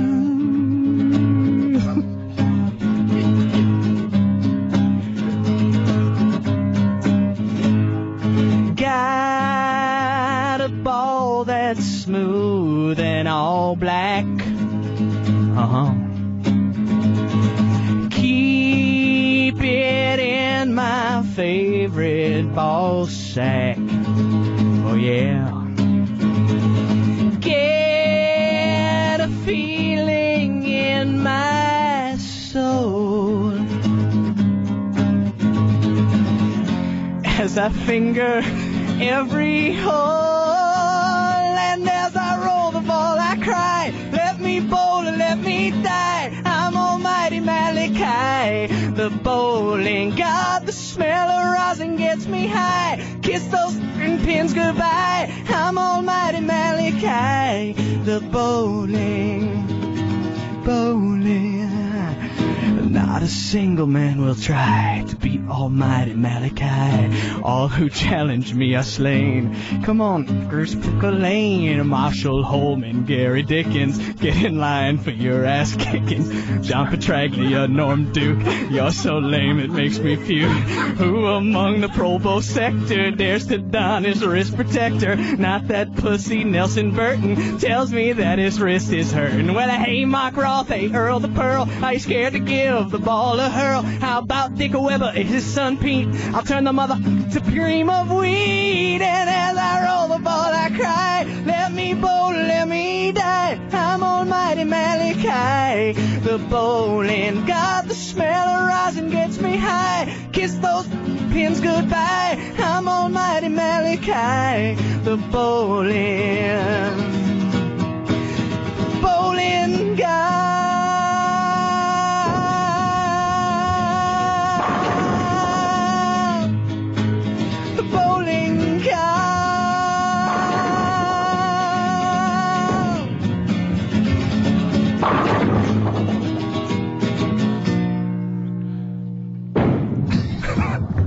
Or they're surfing right now. Da-da-da-da-da. Opie and Anthony on your radio dial. God, you know what? I got a little intel. Oh? You know the shit factory, right? The bathrooms? Right. Yeah. I went in to make a little duty. Ooh. That's my intel.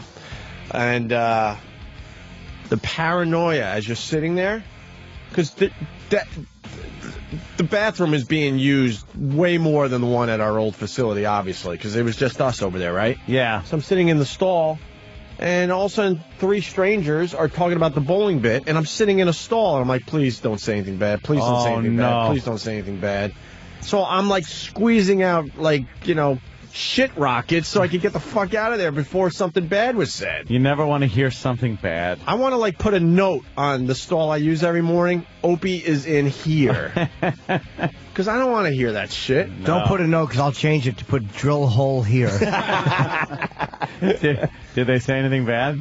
I think they were heading that way. Oh, no. I think they were heading that way. We were just having fun. Trying to bring fun to the hallways. Go screw yourselves. I think there's this high expectation for the show, and now we're doing a bowling bit, and I think they were kind of heading to that point. But they don't understand. They don't understand it's not about the actual bowling. No, it's just what about, happens as we try to do the bit. Like, let's bring some fun to this corporate-y kind of... Yuck. And then one guy, he's probably listening, but what the fuck? Did he start tapping his foot under the... I leave the bathroom with this guy. I think he's like a talent, I think. Yeah. Sort of has almost a corporate look, but I think he's still a talent guy. It's like, hey, why don't you guys do some mini golf next? And I had to make believe that it might be a good idea, because I wasn't sure if he was being sarcastic or not. No, that would be terrible. And then he had to talk about some GM he used to work for that walked around with a putter, and I'm like, I gotta get back over there. Yeah, I'm busy. Oh, these fucking blueberries. What's wrong with the blueberries? They're all wrinkled. Ew. They have to be cloudy. I tell Kenny all the time. A little cloud to your blueberry. What? Yeah, he said you gotta iron them. Oh. Can't iron blueberries, you cocksucker. Find out how to take a joke. Can't take a joke, guy.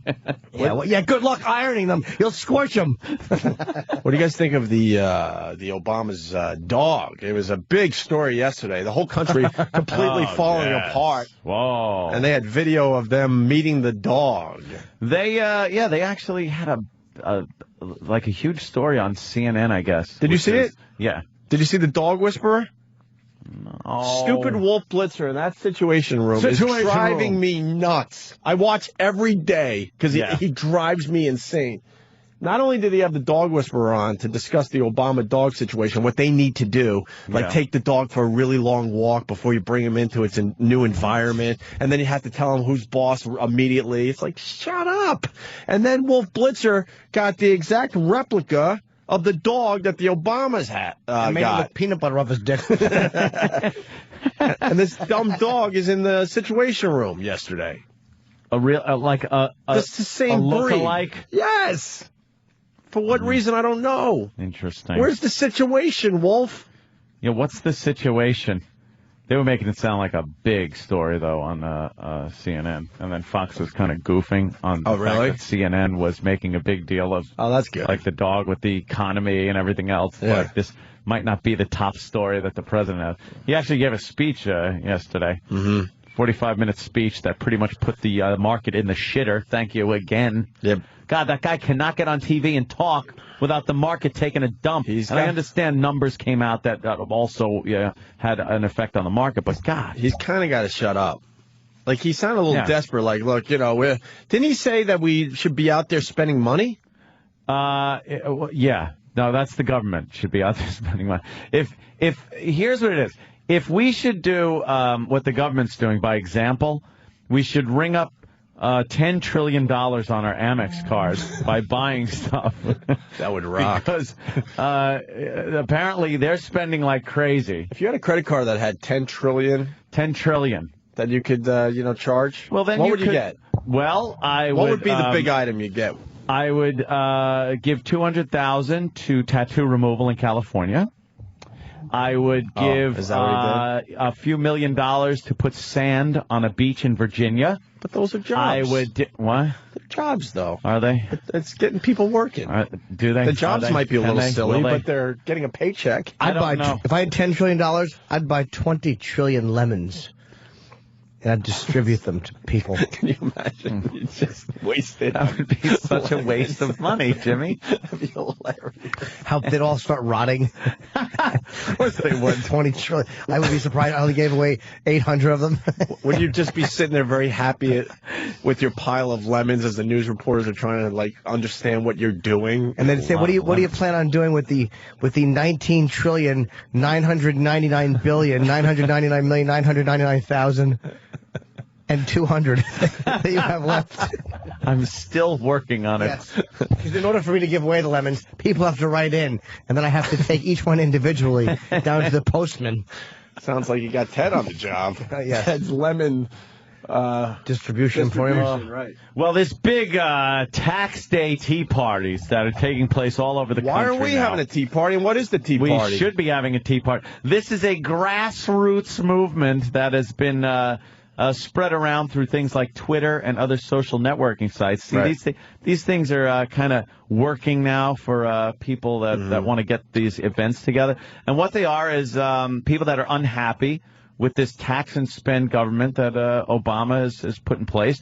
And it's basically people that never protest, never come out in mass and voice their opinions on the government or what's happening. That's what you usually get. Special interest groups, you get minority groups, and things like that. They get together, make these big events, and everyone says, well, where are just the working Joes out there? They never make their points. They never say anything. This apparently is the day where they're supposed to meet in certain cities and have these big tea parties. Well, which is pretty much just an open protest around the country. But someone had to get to these people and say, look, the name Teabag Party. No, not Teabag Party. But that's what it started as last week. Teabag Party. I swear to God. No way. Dude, this whole thing was... I'm going to the Roman war helmet party. The whole thing was you were supposed to get a tea bag and mail it to, I don't know, your local congressman or whatever the fuck. Really? And they were calling them a tea bag party. And then Sounds someone fun. finally had to say, look, asshole. Yeah. That means putting your balls. You're not going to get respect. Right, you're not going to get respect on CNN by calling it the tea bag party. No, you won't be able to fit as many people as show up into the room. 30 million outside for this protest. Hey, look, a little teabagging going on. Wow, Danny can find a picture in a second. Oh, boy. It's fantastic. But Fox is doing a few things, and Hannity, of course, is going to be in Atlanta, Georgia. ATL, yeah. Yeah, he's doing one of those things down there, and they seem to be really picking up this thing and trying to run with it and see what happens. We should have a tea bag party. You want to have a tea bag party? Yeah. It's different than the tea party. Oh, that guy's being teabagged by a wrestler. It's a wrestling, but that's why wrestling is just the worst. Just when I thought that high school wrestling wasn't gay, Danny found another picture to prove that it absolutely has very gay undertones. Guy has giant balls in this guy's face. Tight little short wrestling spandex. Dude. And they are right in his face. No win is that important. No. I'd be tapping out like, all right, look, balls on my face. You win. Dude, you got to bite his balls at that point. Just You to win. Just to win. Right. You got to bite his balls. It's probably a legal move.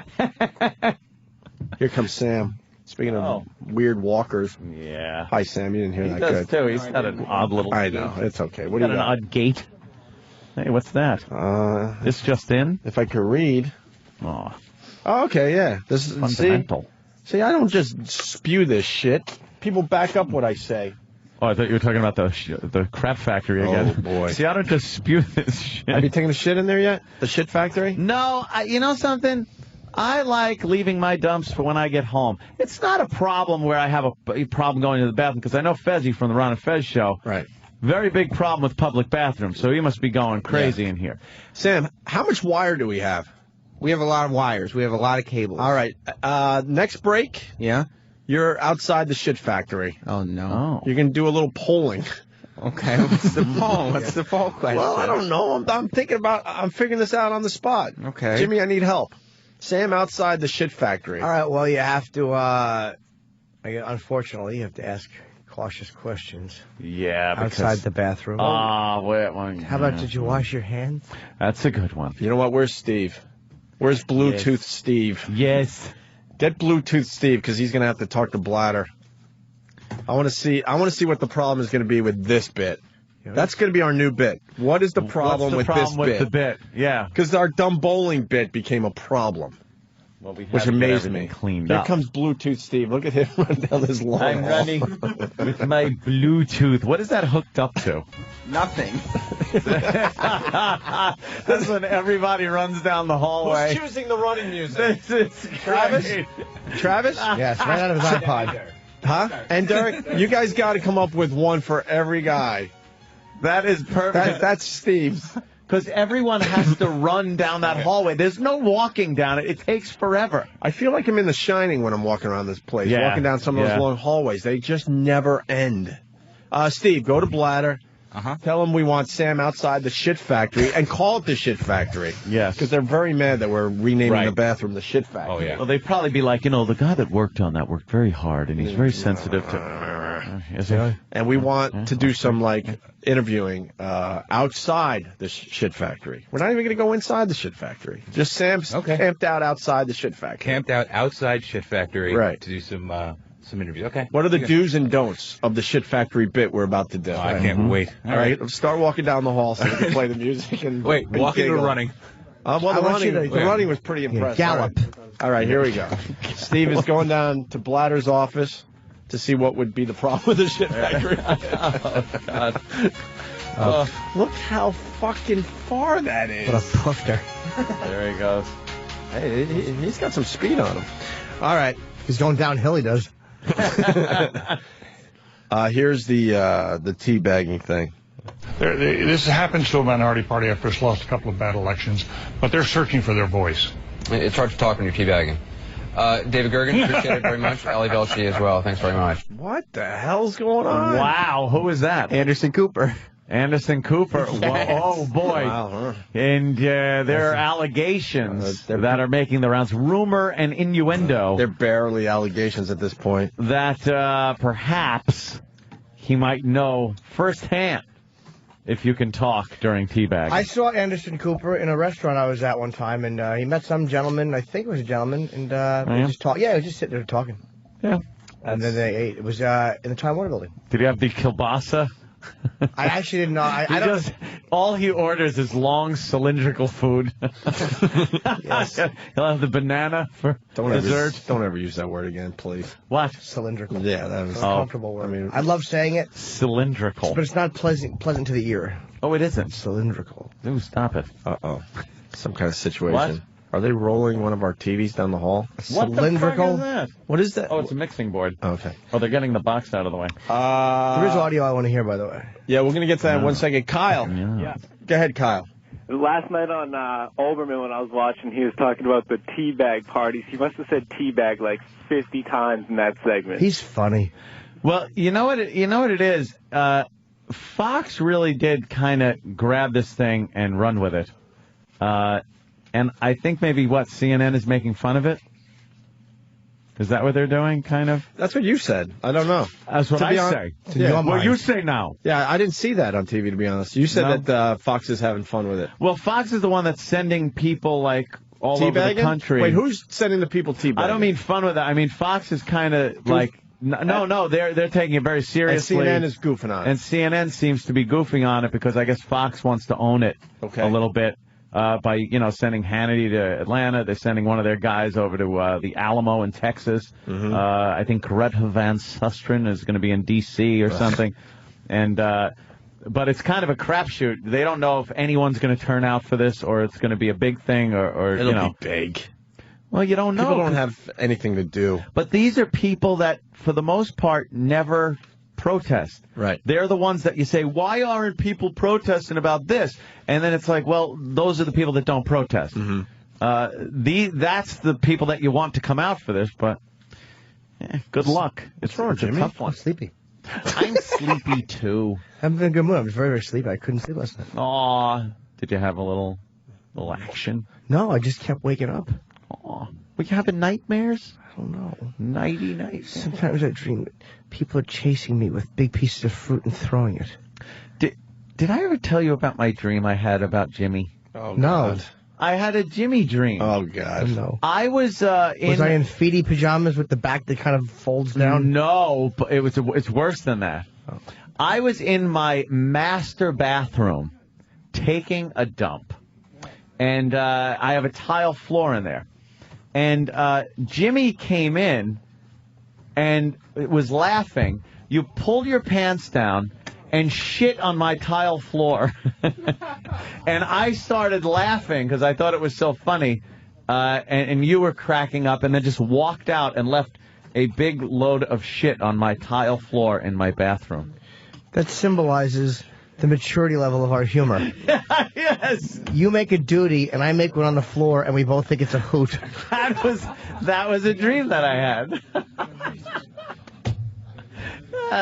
Great. That's definitely a good dream. I didn't know what that was going on. Who's that yapping? What? Yeah, there's someone just yapping out in the hallway. I don't know. That old swivel heads. No, I think some people just think to talk that if you're like more than 6 inches away from a microphone, like it doesn't get picked up at all, so you could just hold conversations in the studio. Why did Steve just walk out of the studio? Wasn't it time for the update from Bladder about our shit factory? Probably his notebook. Let me see. Let me say hi to Tim in Philly. Tim, what's going on? Hey guys, you guys have a radio show, right? Yep. Are you going to stop with the whole visualizations with everything? Everything's visual. Just talking about nonstop this hallway, this goddamn hallway. Move on from this. No, see, you have to have an imagination, and then it all makes sense. You go gallop down the hallway, throw bowling balls down a hallway. I get it to some extent. It's day 2 now. Move on, please. Day 2, Jesus. You know what? You're a little impatient, sweetie. No kidding. You don't find it funny? The end of day 2. You don't find it funny that they're finding running music for these guys as they walk way down this fucking long hallway? I can't see the hallway. You got to get an imagination. Well, can you Tim, think about what a long hallway would look like? Yeah, for real. Take a short hallway and put a mirror at each end. That's what this looks like. You know why radio works? Because listeners will visualize their own shit in their head when they listen to a radio show. Yeah, when we talk about like sex or something, you can't actually see the person we're talking about, but you know what sex is, so you can you visualize it. That's what it is. We try to paint the picture, and then you visualize that in your head, and that's why radio is so successful. Picture Mel Gibson's ex-wife's vagina. Oh, thanks, Opie. I got it. Long hallway. All right, thanks, Tim. You remember that guy? He called back at K-Rock. He was like a failed radio guy. Remember him? It's you, Tim. Tim! Still listening. Are you back in radio yet? Fuck you guys. Why does he get so mad? Thank you, He's a baby. Fuck you guys. Click. What a baby. Shut it. He's a baby. Shut it. Well, we got a corporate lawyer checking in. Let's say hi to the corporate lawyer. Hello, douchebag. Oh, that's a little harsh, Jim. Sorry. Yes, corporate lawyer. What do you got? Yeah, guys, I don't think I'm going to be able to do this interviewing people in front of the bathroom bit. Why? It's a little too close to fecal matter. We want to keep the broadcast equipment away from all the fecal matter, you know? It's okay to do on satellite, though. You just can't talk about shit on regular. No, we're going to find out because we're getting the real answer right now. Corporate lawyer, thank you. Your timing sucked because we're going to actually get the real answer now. Steve, yes. So the bit is Sam's going to be outside the shit factory, and he just wants to kind of talk to the employees as they come and go. Yeah, they have no problem with that. He's got to be, I know, surprising. What? However, he's got to be 400 yards away. No, the beauty of this is the however. We've been hearing the however for 12, 14, 15 fucking years. However, the however is always a beaut. He's got to stand. You know how there's the fishbowl studio is opposite the bathroom. Yeah. He's got to stand basically against the fishbowl wall. Yeah. And ask people politely if they'd like to come on air. He can't just assault them as they're coming out of the restroom and inquire as to their duty activities. That's fine.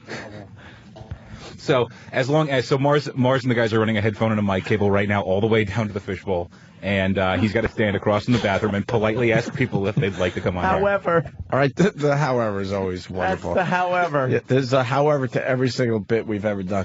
Now, what are we going to ask the guys? We still, I guess we asked the question 1 or 2. Yeah, if you made a number 1 or number, did you just make? And if they're willing to have a little fun, describe what it looked like. Jimmy's very good at describing his. Right. They look like Tim, the caller. Nothing on that one? I had hopes for that. Okay. You were pretty excited, though. I really was. You couldn't wait. Because he's a guy who couldn't make it in radio, so his whole thing now is cranky antagonist caller. Like that's his idea of being in radio. It's being the guy who critique guy. Mm-hmm. Oh boy. Jesus, Tim. Yeah, so then I would just ask if they made and if they could describe their bowel movement. Their BM, I'll say. BM. I like that. Yeah, we like the BM, right? Because we'll be in the lobby area, so we don't Sure. Yeah. Maybe describe it. What were you thinking about? Yeah, what were you thinking about when you dropped it? Exactly. How long did it take, or how long was it? Length, width. Length, width.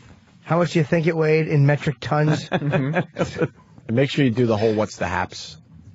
Okay. I have confidence. You're going to make this into yours. This is my new thing? Well, this is came up with a very basic idea, and you're going to make it your own now. Okay. All right. Well, are we almost ready with the 100-foot cord that we're getting? I think the cords might take a little bit of time. Wow. Call me crazy, and I'll wait. Crazy. Thank you. There's probably 50 studios on this floor. Couldn't we just maybe do some kind of... Let's just plug in something somewhere here. You would think there push a would be button some over kinda... here, and then there's Sam broadcasting. No, we have to set up a 100-foot cord. There's literally going to be 2 wires, one for the headphones and one for the microphone, that run from here basically the entire way around the floor. Why isn't there wireless? We have wired. Stupid Sam. Yeah. We have wired. Could it be because there's so many different studios up here and so many signals bouncing around, you'd have a problem? Yes, Mark Probably, says. yeah. All right, hey, David That'd be Schuster. Interesting, though. You're doing a show with a wireless mic, and you just hear Frequencies someone get talking picked about up. something else, like a party line. I want to make sure the guys in the office get the David Schuster, or at least take a listen. Thank you to That's the guy that said Chelsea Clinton Wilmington Wow was pimped out. Oh, really? That's the same guy. Well, he has a teabagging joke that went horribly wrong. So maybe we can find that and see if it's worth playing on the air. All right? Teabagging. Yes. All right, Sam. So when you're ready, we'll go to you. Okay. Name of bit should be exit poll. That's Mike in Pennsylvania. Lydia wants to comment on your shit. Oh, Lydia is the shrink. Shit dream. And she wants to now analyze my dream about Jimmy. I was in my bathroom. I had a dream that I was in the bathroom. I wasn't in the bathroom sleeping and dreaming. I was in bed. But I dreamt I was sitting on my toilet in my master bathroom, and Jimmy came in and pulled his pants down and took a dump on my tile floor in my bathroom, and we both just started laughing hysterically at it. And Lydia was one of our regular radio listeners. One of the good things about getting off regular radio was that we thought we were done with Lydia, but no, she had to go and get the XM. Yeah, now so she still listens. So she's still with us. Lydia, Oceanside, what's up? Hi, guys. Yeah, I'm sorry. I'm not that easy to get rid of. Now, Lydia, can I ask you a question? Sure. You're going to analyze Anthony's dream. Does it have anything to do with Anthony? Does it have anything to do with claiming things? Claiming things? That's an interesting take. I didn't think about that aspect. Like shitting on someone's floor. Like anything like that? Like a territoriality kind of thing? Yes. I didn't think about that, Jimmy. I was thinking more about the underlying hostility. Underlying hostility? Oh, no. I would always... my quick assessment of this dream, it's a little deep, is that I think it's hysterical when Jimmy makes poopy jokes.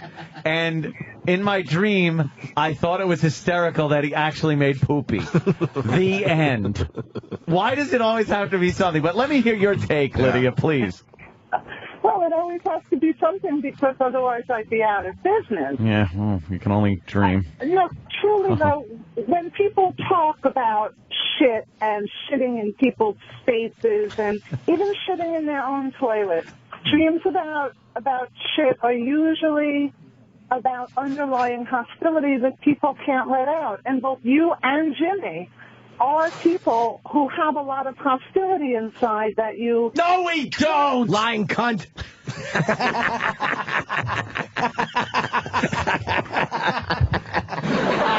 Take that, you shrink.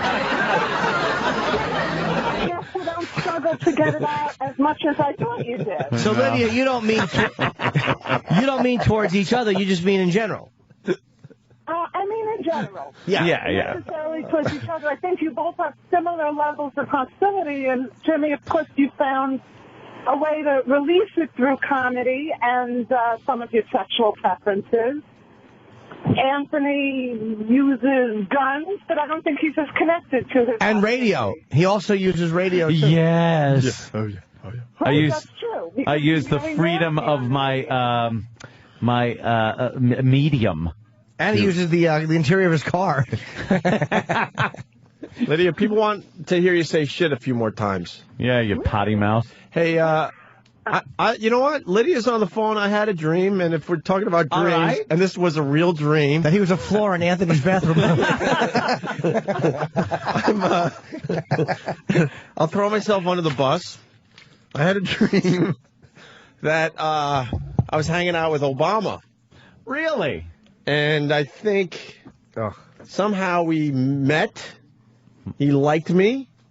We were becoming friends. Oh. And I think we even did a round of golf.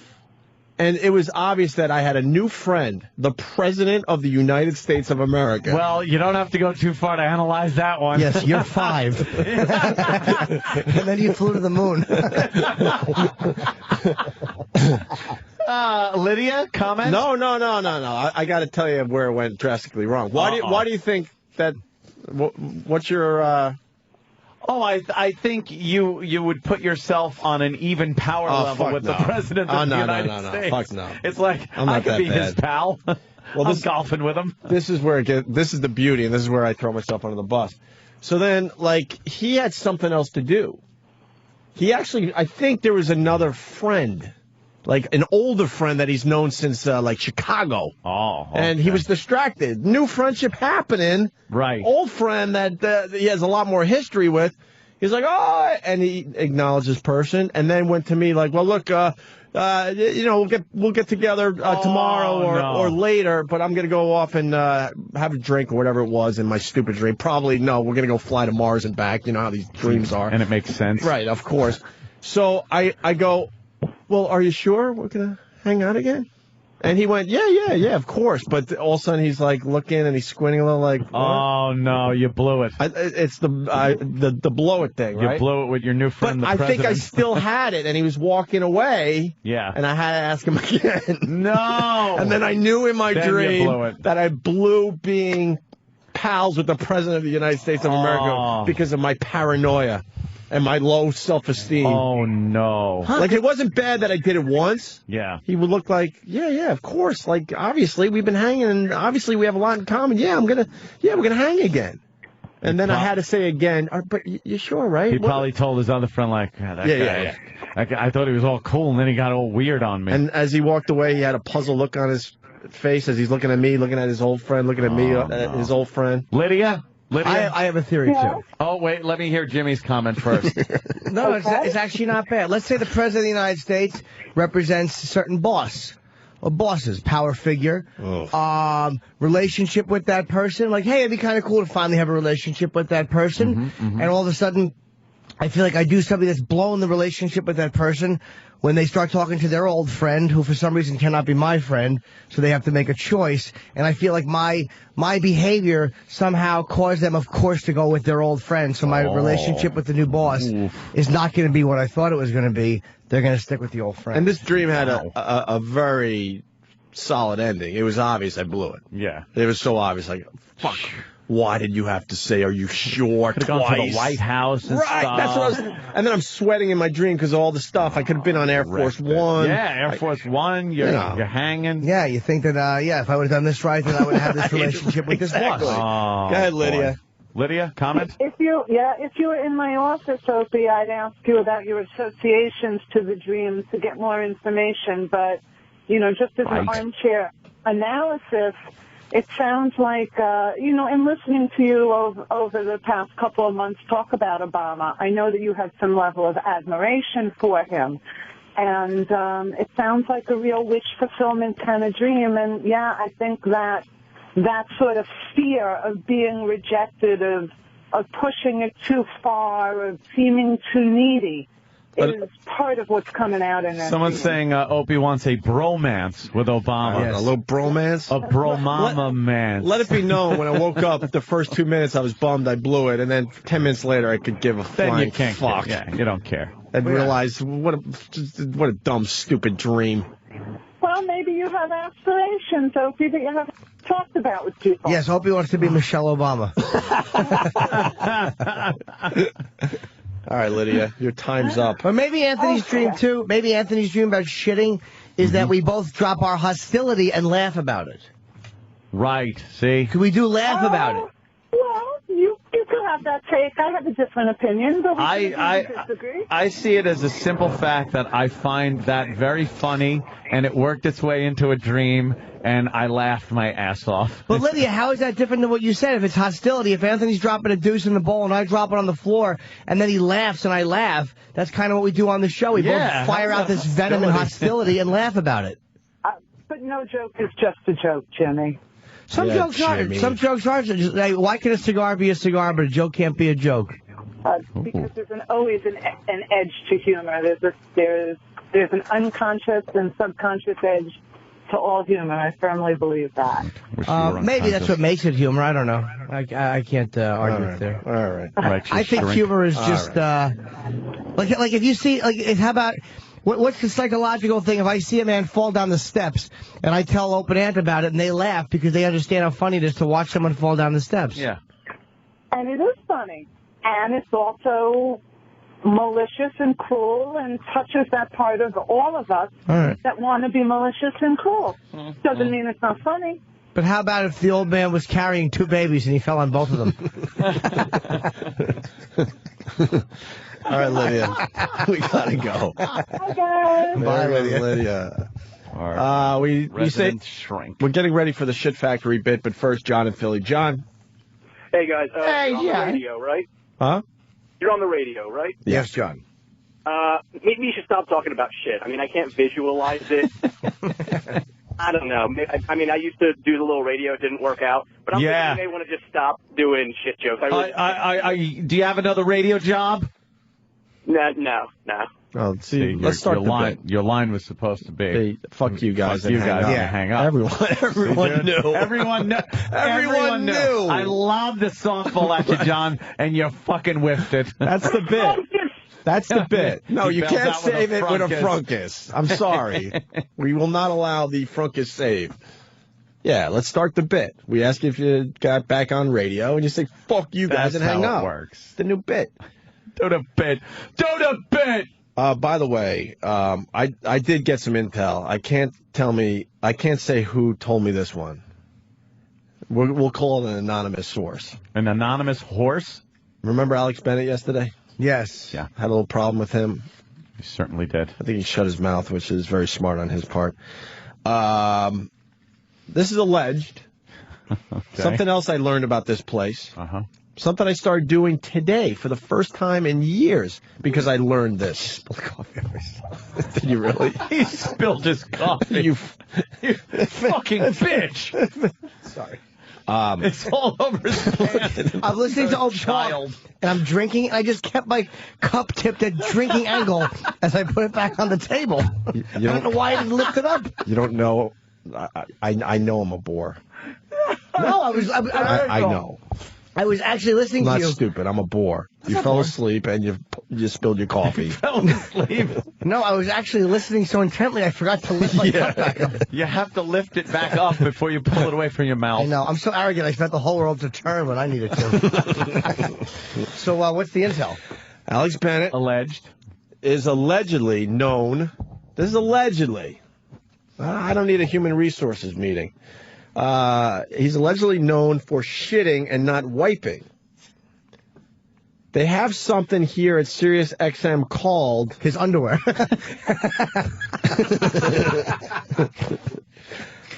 Well, wait, the intel I got was a little different than this, so we might have to get a little more A little intel. more investigation. Because I heard it's shitting and then not wiping your hands. Wait, no. Cleaning your hands. Excuse me. Not washing your hands. Washing, right. Still going with the wiping here, but this is saying he shits and doesn't wipe. Now we have to go. How would someone find this out? We have to go back to our spy and make sure this is correct. He definitely is shitting. Well, we know that much. Yes. 3 hours a day. There you go. Another assist for me. John Stockton, look out. No, so he's definitely shitting, and it's either he doesn't wipe. I don't know how they would know that, but we're gonna try to get more info, or he doesn't wash his hands. And there's something here at Sirius called the Brown List. It's an official thing they do.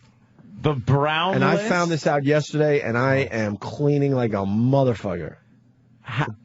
And I rarely wash my hands. Rarely. The Brown List. The Brown List?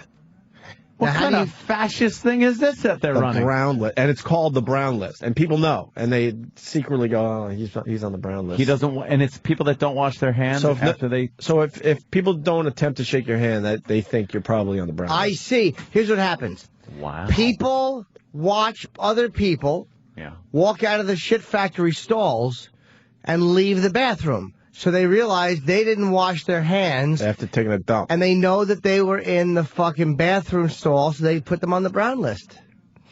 Oh. So maybe somebody observed this person leaving the bathroom stall without washing his hands. Washing. And they said, this guy don't wash his hands, and he's on the Brown List. Brown List. Yes. Cool. Ew, that Brown List. That doesn't sound like a good list to make. No. I don't want to be on the Brown List. No. So maybe it's just washing the hands. Yeah, afterwards. I would think it's washing. Because that would the be hands. something anyone could see if you're in a bathroom. Yeah. Guy leaves the stall.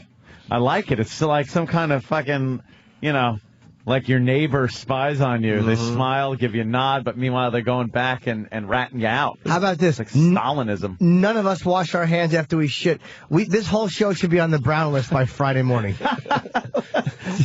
Let's get brown Sharpies and just fucking color in our hand. Screw that. Just dig into the toilet, squish it around like silly putty, and walk out. Make pie out of it and throw it to each other. Jamie and I already measured our taints, and we didn't fucking wipe. Not exactly. I mean, wash. No, I didn't wash my hands after that. Wash. Is Sam out there? Sam? Sam. All right. What the fuck does that lady from CNN have on her lip? The Asian woman in the blue shirt. Where's Sam? What, a mustache? No, she has something on her right lip. Really? Holy a mole? shit! No, it looks like a herpes sore. Ew. It's probably a mole or some shit. Sam, you're not supposed to be in here. Are they ready for me? Well, they're all looking for you. Do you want to do it after the bit? Are you ready for the shit factory bit? Hell yeah. Hell yeah, he says. All right. Hell yeah. You know about the Brown List? Yeah.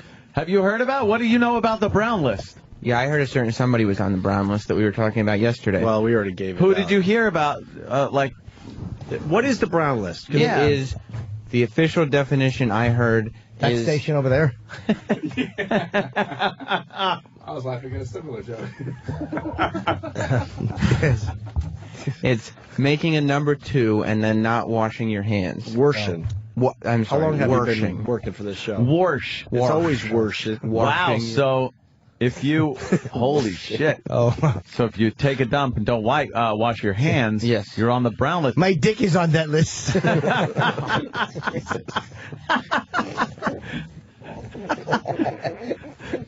Now, who rats you out? Well, I think there's like a network of people here that one person will see you and not say anything, but then they'll tell their friend, and they'll tell their friend, and it goes from cubicle to cubicle. But who is in charge of the list? I don't know. Is it an actual list, or is it this just network of gossip about people? Well, I know there's a network of gossip. I have not gotten to the bottom of who is in charge of the physical list. Maybe we should post it in here. I want to know if there's a physical list, and if not, yes, there should be at least one person that knows everyone that's on the list. Yeah. So we should inquire to them and post the brown list on the wall. Oh, absolutely. I wish to be on it because not only will I not wipe after I shit, but I didn't wipe after I swiped my fingers like a credit card through my sharded cheeks. Sharded. You should come out of the stall with a duty mustache. That's a list I'd be proud to be on. How do you like them apples? Brown listers? The brown list. Jesus, it's contagious. I just spilled muscle milk all over my crotch. Ew. Muscle milk. That's great. All right. How about after the break, we'll do the shit factory bit? It'd be funny if by the time we came back, your balls had grown 3 inches.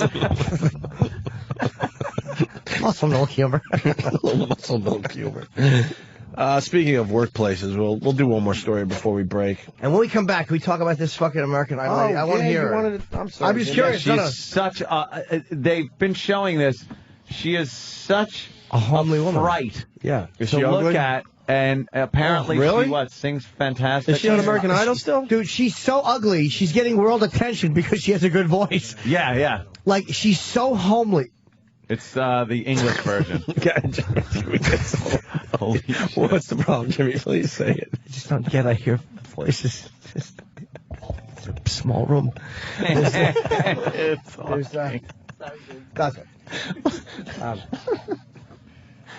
guys talk. Just see. This is not much. You got. All right. So Anthony. But she's I don't know what her name is, but Susan Boyle.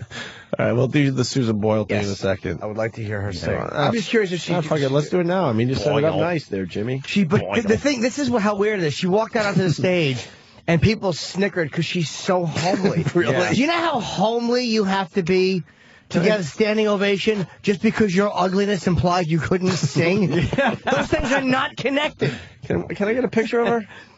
I don't. Yeah, this is one of the first times I didn't watch American Idol. If you hugged her without washing your hands, you'd be on the brown list. She is an ugly woman. All right, what's your name, darling? My name is Susan Boyle. Okay, Susan, where are you from? I am from Blackburn, near Bathgate, West Lothian. It's a big town. It's a sort of... Oh, this is Britain's Got Talent. Yeah, okay, all right. Oh yeah, she wouldn't have made it past America's Got. Yeah, because you gotta look good. Oh my God, for American Idol. What is? Can we get a little analogy as to who she looks like? What the fuck? Look at her. Ethel Merman if she had Down syndrome. It looks like she kind of has a little Lady Di in her. She's got Sam's in. eyebrows. She's just a wreck. Wow. Yeah. I don't even know how to describe that. Phil Spector's hair. Yeah, Phil Spector's hair. And a big double chin. E-Rock's chin. No, E-Rock's gum disease. Oh, fuck. Can I see that a little bit more, Dan? She is fucking... Holy shit, is she a son? She looks like John Lithgow when he dressed like a chick. All right, very good. Now we're getting it. What do you think that breath smells like there, Jimmy? Her mouth is wide open in this shot. It's probably pasty because she's nervous. Yeah. So I bet the sides have that white stuff. You ever scrape that white stuff off someone's mouth corner and sniff it? Oh, yeah. Stop it. It smells sour. You're missing one of the greatest treats. The world's ever known. One of the world's greatest treats. West Lothian. It's a big town. It's a sort of collection of... It's a collection of villages. They're laughing at her because she's awkward in her own ugliness. Because she is so hideous, they're laughing at her. Basically, a monster has just walked out onto the stage. Wow, look at the rest of her body. She's terrible. She's like It goes straight down. I was going to say 40. She has nothing going on for her. Awful dress. I think we were throwing bowling balls at her earlier. I guess her voice is her saving grace here. Ham hock feet. Look at that. Look at her. Look at her feet in those shoes. They're all puffy. That's a thing there. And how old are you, Susan? I am 47. And that's just one side of me.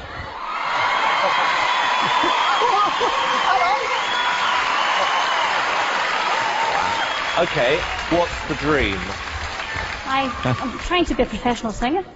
And why hasn't it worked out so far, Susan? I've never been given the chance before, but here's hoping it'll change. Okay, and who would you like to be as successful as? Elaine Page. Elaine Page. What are you going to sing tonight? I'm going to sing I Dreamed a Dream from The Miserables. Jesus. They just laughed at her. Yeah. Alex, a lot of people saying, Alex in Minneapolis on the phones, I'm not going to get to you. She looks like Mimi from Drew Carey. Yep. Yep. Or Mimi. I don't know who Mimi. Why are they playing the network clip over and over again today? Rallying against taxes. It's about the Tea Party thing. Mad as hell, I'm not going to take it Peter anymore. Finch's, yeah. What a brilliant movie. Amazing. Doesn't hold up, though. I don't know. You gotta understand, network was done when there was literally 3 channels on TV, and there was no reality. Now people TV. are used to reality shows and people carrying on TV. That was when everything was played so safe and close to the vest. But they did predict the pontificating news sure people did. and the reality of the Symbian army. Like they did. They called it. Patty Chayefsky. Yeah, you gotta try to not know what you know when you watch that movie, if you can, if that makes sense. You want to hear her singing voice? Yeah. I certainly do. Stinks.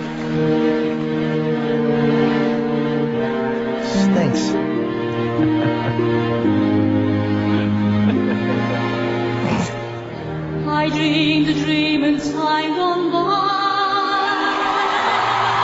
Jesus. When C'était Max c'est bien? Non. I dreamed of love that never died. I dreamed that God would be forgiven. I was young and unafraid. When dreams are made and used and wasted.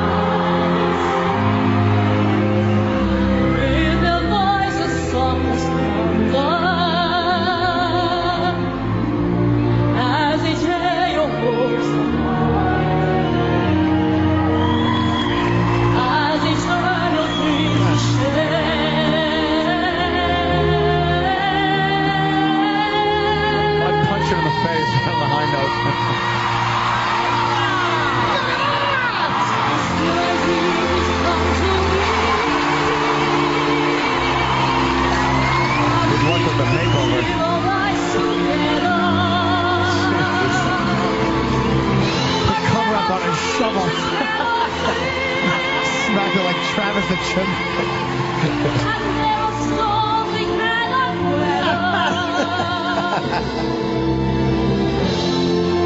What a big production. She's still ugly.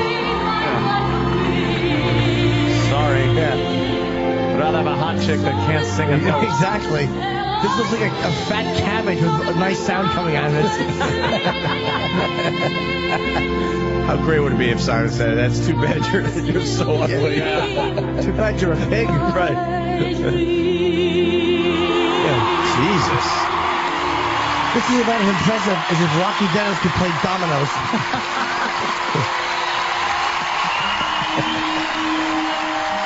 Fuck. That's, she's going to be an international star now. Danny put up a good note, which is true. This is news today because an ugly woman can sing. Yeah. Yeah. It's like ugly people have always been able to sing at one point. But not on national television and not so incredibly ugly. But isn't it amazing? Because she's a frumpy. Yeah. She's a shemp of a woman. That never would have made the news if she was just an average-looking woman that had a great voice like that. Shempy. She's shempy-looking. Yeah. All right. Why don't we take a break? Oof. When we get back, we got Sam outside the shit factory. Can't wait for that. And we got a domino story that's just amazing. You know what would be really great, by the way? Like, as she was leaving her big victorious night, is if on the way she fell off the train platform and her fat head was squished like an eggplant. How tragic it would have been. Broken train. Fucking lumpy fat head. People are saying that there's a guy who was an opera singer that just blew her away, but no one cares because, you know, he looked like an opera singer. Yeah, looked like a human. Right. Exactly. She was just like a fucking housewife She's a housefrau. Housewife? Who would marry that? That's true. Where do you live? Loch Ness. What a mess. But she's so ugly that when she said she had a dream, they just laughed at her. You know, like you can't have a dream. I You're want to ugly. sing like so-and-so. How could that happen? A dream. What is it? Jimmy shat on my floor. That's right. And we laughed and laughed. And then I took out my shotgun and blasted myself in the face, and it healed like this. And then I put on a Nazi helmet.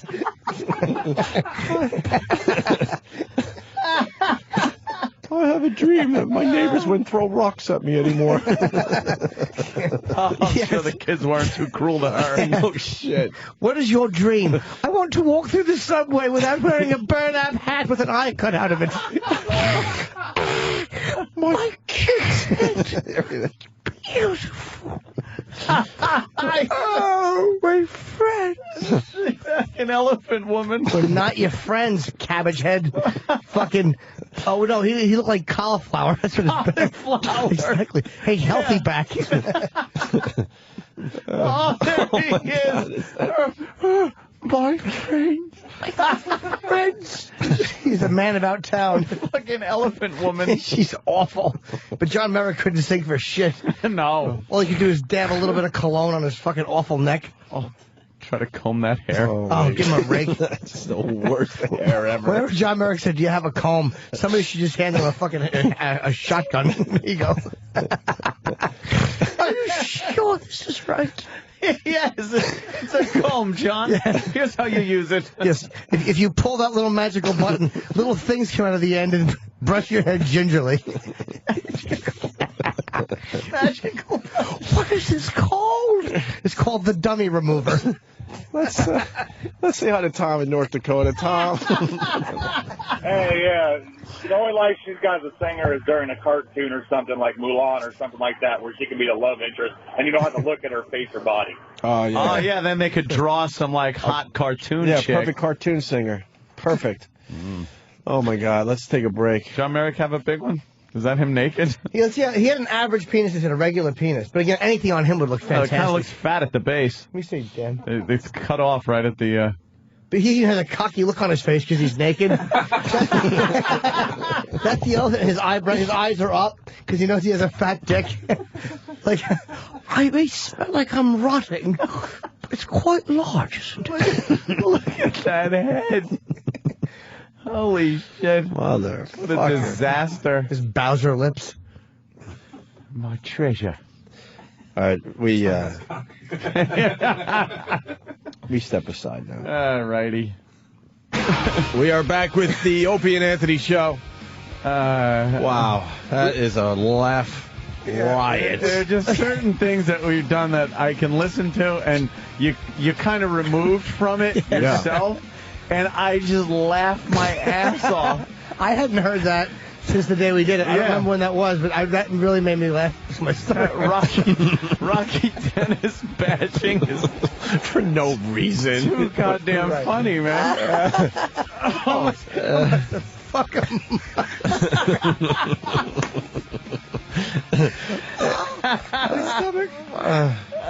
We got Greg Gutfeld in studio from Red Eye on Fox News Channel. I'm doing Red Eye tonight.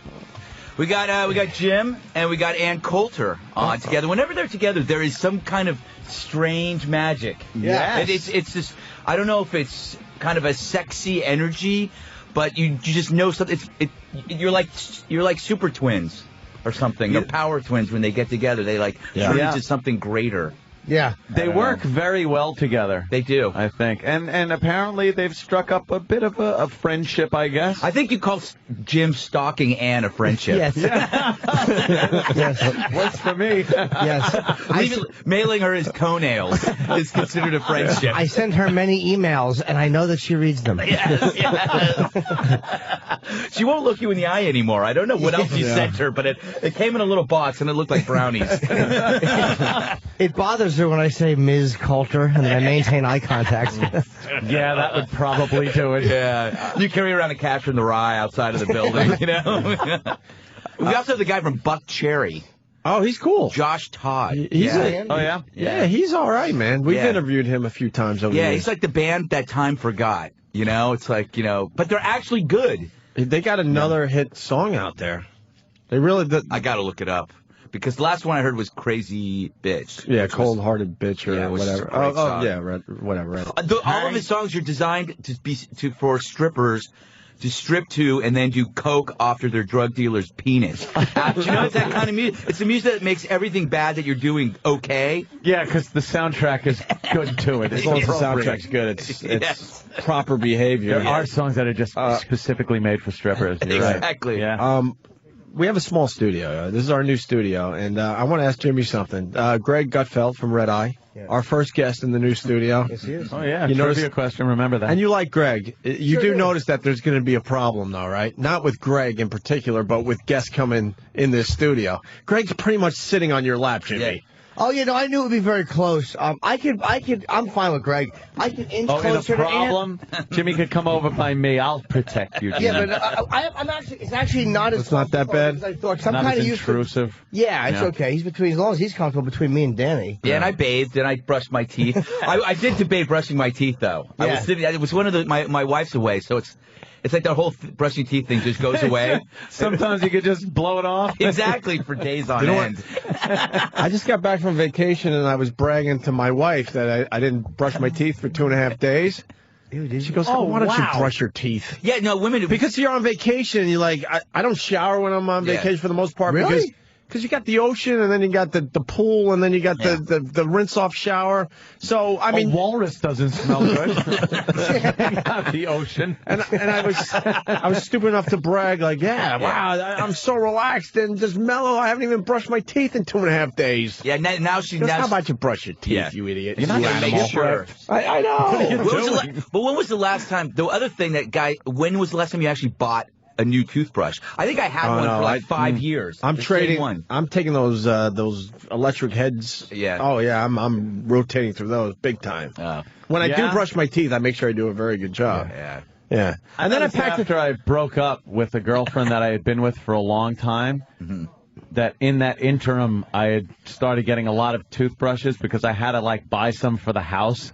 Just to have them in the house. Yeah. In case someone stayed over? Yeah, so then you would realize, okay, I need a toothbrush. Because the girl's going to brush her teeth after she vomits before you fuck her. Hey, maybe they're for me after I get done. That's true. It's the brush of regret. That's what they call it. Hey, I got an update on that ugly broad. Greg, you hear this story? Yeah. What is it, Britain's Got Talent? Yeah, what was it? Yeah, Britain's Got Talent. This hideous woman. Britain's got slobs. Yeah, this hideous woman comes on stage, and they pretty much laugh at her because she's so ugly.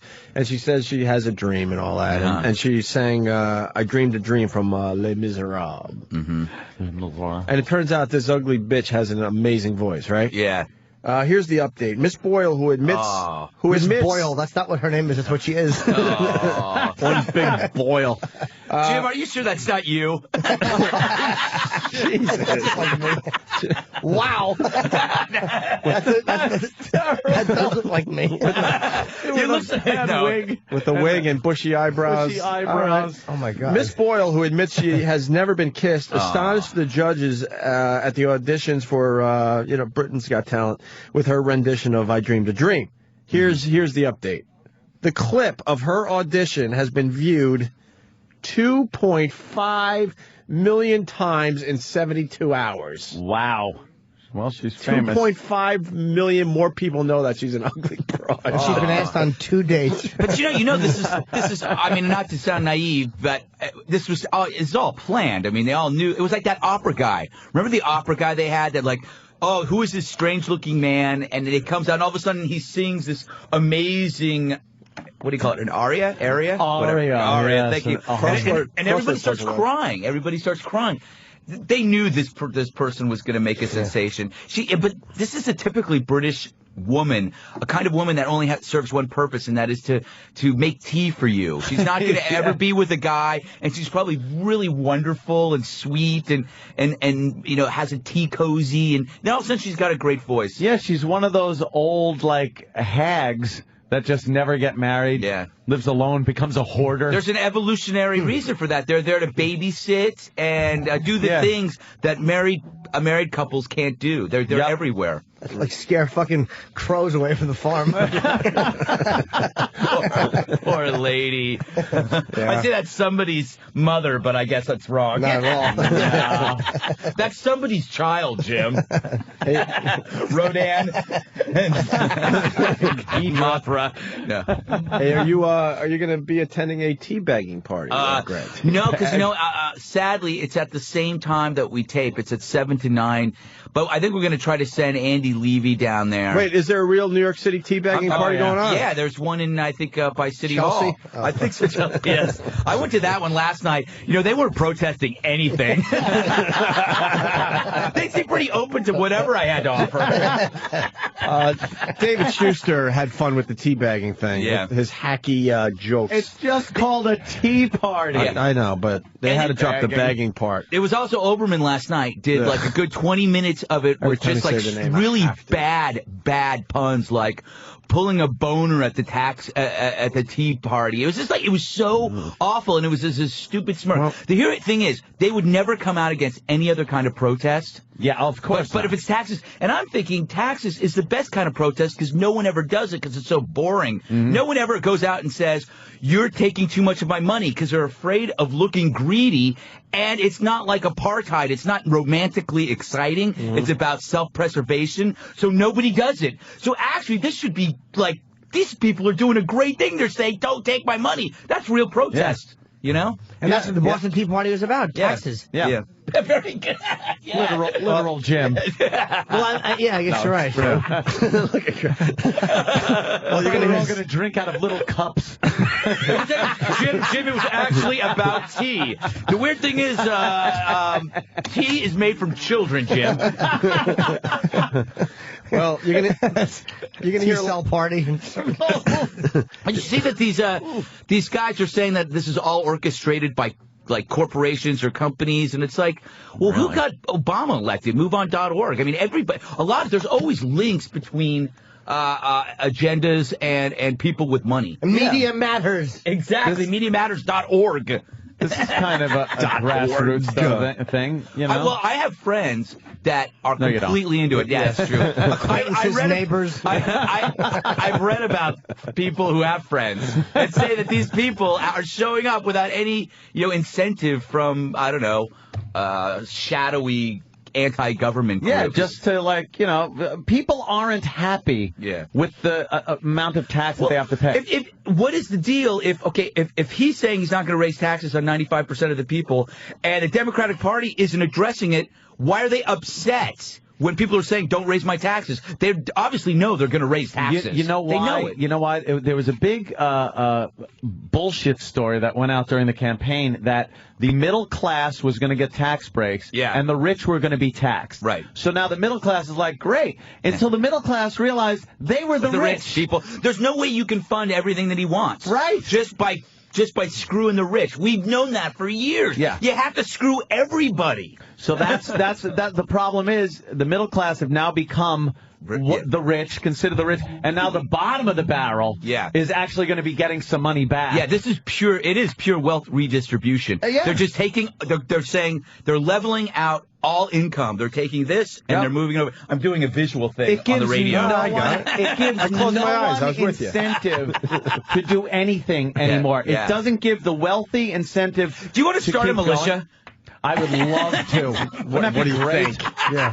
Like he doesn't have one already. Want to start one? Yeah, exactly. Do you want to join one? Yeah. Jesus. Yeah. But David Schuster had a lot of nice puns about the teabagging. That's what we're getting at here. Oh. For most Americans, Wednesday, April 15th will be tax day. But in our fourth story tonight, it's going to be teabagging day for the right wing, and they are going nuts for it. Thousands of them whipped out the festivities early this past weekend, and while the parties are officially toothless, the teabaggers are full-throated about their goals. They want to give President Obama strong tongue-lashing and lick government spending. Spending they did not oppose when they were under Presidents Bush and Reagan. They oppose Mr. Obama's tax rates, which will be lower for most of them. And they oppose the tax increases Mr. Obama is imposing on the rich, whose taxes will skyrocket to a rate about 10% less than it was under Reagan. That's teabagging in a nutshell. We get it. Oh, balls This in is the a guy. mouth. This is a Doing guy. a little cock joke. Do you know when you go to, let's say you're going to meet with your girlfriend to meet her friend at a bar, and she's got a boyfriend who thinks he's funny, so you have to sit there and you have to be really, really polite. That is David Schuster. That's David Schuster. He's the girl. He's your friend's boyfriend who looks at you and goes, "No, I'm going to be the guy that gets the attention. I'm going to be the funny guy." So it's all these stupid jokes. The guy needs to be punched. That's great. There's a part 2 to this whole thing. Damn good call. That's it. Yeah. Now we go to Neil Cavuto. Fox News and Neil Cavuto. Million Man March. Then there is the media, specifically the Fox News channel, including Glenn Beck and... Okay, yeah, this is more Schuster talking about Neil Cavuto. Sorry. Bill K. from Philly, thank you for helping us out getting this audio, by the way. Yeah. Then there is the media, specifically the Fox News channel, including Glenn Beck and Sean Hannity. Both are looking forward to an up-close and personal taste of teabagging themselves at events this Wednesday. But most amusing of all is Neil Cavuto, a member of the network's executive committee. Neil's online bio says he joined the network in July of 1996, 3 months before the Fox News channel went on the air. Cavuto, defending his network's promotion of teabagging, said, quote, "We are going to be right in the middle of these teabaggers because at Fox, we do not pick and choose these rallies and protests. We were there for the Million Man March." Can we roll that footage, the Fox News coverage of the Million Man March back in October of '95? Of course, the Million Man March occurred, as newshounds.org points out, almost a year before Fox News was on the air.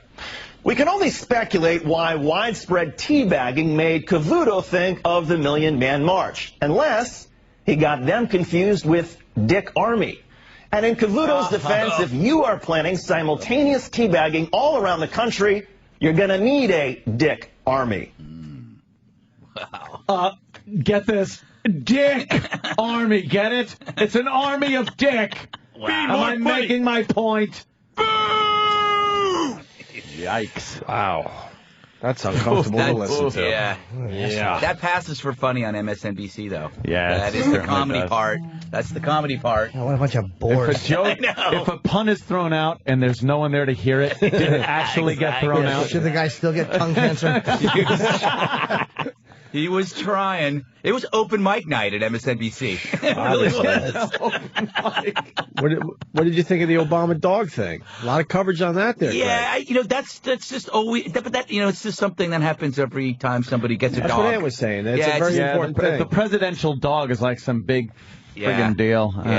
He should have got an alpaca. Something completely walking around the yard. Just something wrong. An ostrich, and then all of a sudden, like a year into it, he kills it and eats it because he's I love ostrich meat. Yeah, and he just shoots it at the Easter egg hunt. It's like a totally inappropriate, Mr. President. I'm sorry, it's a pet.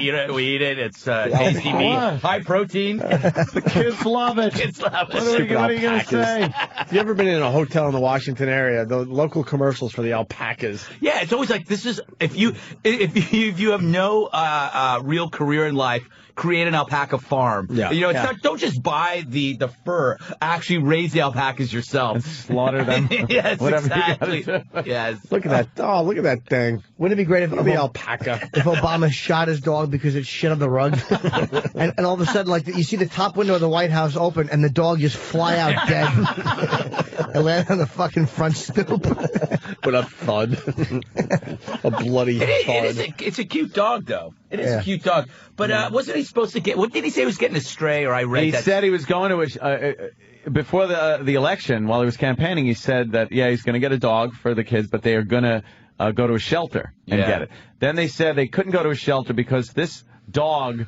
This breed of dog doesn't, if you have allergies, hypoallergenic. Thank you, Jimmy. You know that because you've had the sniffles your whole life. My nose has been a source of torture and self-hatred and snacking my entire life. But you still didn't give up your 14 cats. You still keep them in your one-bedroom apartment. I really do. And I let them make little nuggets wherever they wish. That really is true love. So they said that they weren't going to adopt one because they need this dog. And then a woman from a shelter in Virginia said, we have this exact dog here at the shelter that needs a home. Where were you? Right. So apparently, a little controversy. He lied on his campaign promise of being a shelter dog. And Anthony, the Obamas are going to get a cat next, right? I don't know, and I'm not going to say a word. Just testing. But have you ever gotten, I mean, I got a shelter dog, and it is, I mean, everybody says it's a good thing. It's not always a good thing. You don't know what it is Russian roulette. I picked up this cute little puppy, and it turned into a monster. Really? Literally in 4 weeks, it had grown into some kind of disgusting pile of, like, animal flesh and matted hair, and I gave it away. It was ugly or mean? It was let it live on a farm far away. It went to a farm in Oregon. Make it happy. Yes. I don't like. People say I should get a dog or an animal and stuff, and I have my house all nice the way I like it.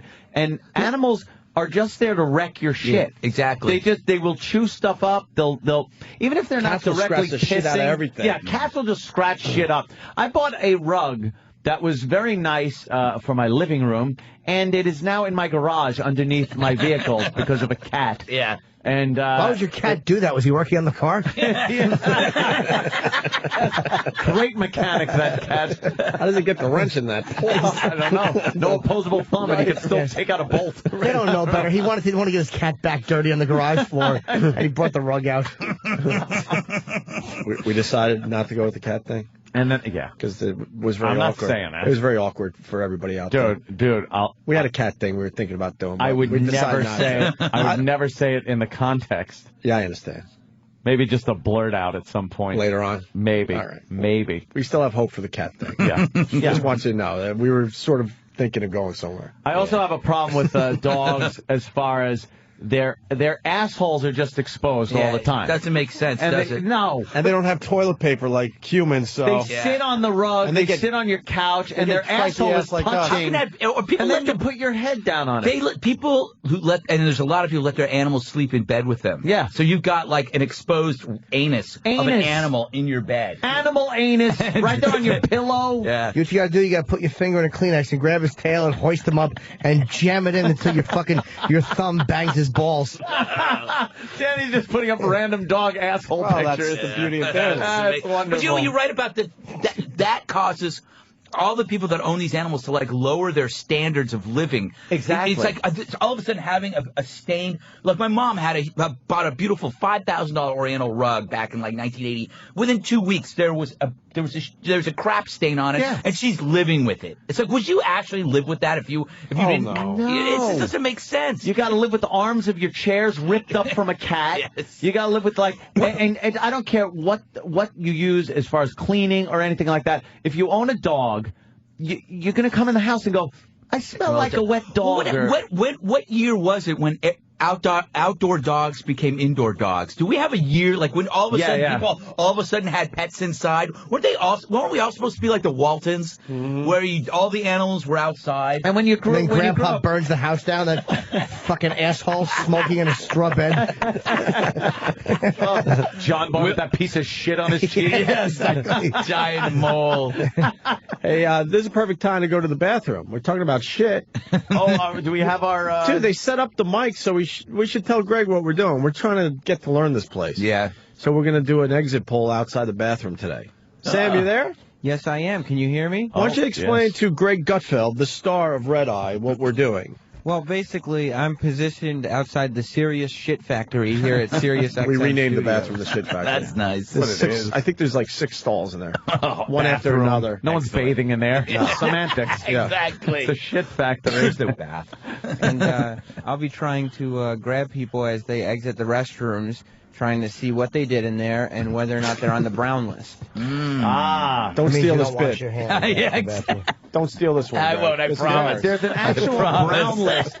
There's an actual brown list circulating around this place of people that use the bathrooms and take a dump and then don't wash their hands. And it's like you're on the shit list. It really is. Yeah, whenever you go into a bathroom, you always wonder when you see certain things like, how could that be possible? Yes. You know, it's not even about volume. It's just sometimes it's just about like, wow, that's an unusual Why didn't the person flush? Right. That's like what makes people? Are you in a hurry? Flush. That's easy. Yeah. You see like feces on the wall. Like why? No, that's the other thing. It's like who's finger painting at that time? Thank with this you. Stuff, it's just, and the pee on the entire seat, on the floor. Yeah. I'm always assuming like it's either really, really large people who can't control certain aspects of the area. Yeah. Like they start to shit as they're turning around to sit. It starts flying around. It's just I don't know. It's just weird. It bothers me. Sometimes I think about it too much. Yeah. Sometimes I'll have to like wipe the seat before I sit. I'll actually use whatever hat I'm wearing. I'll just tab the seat.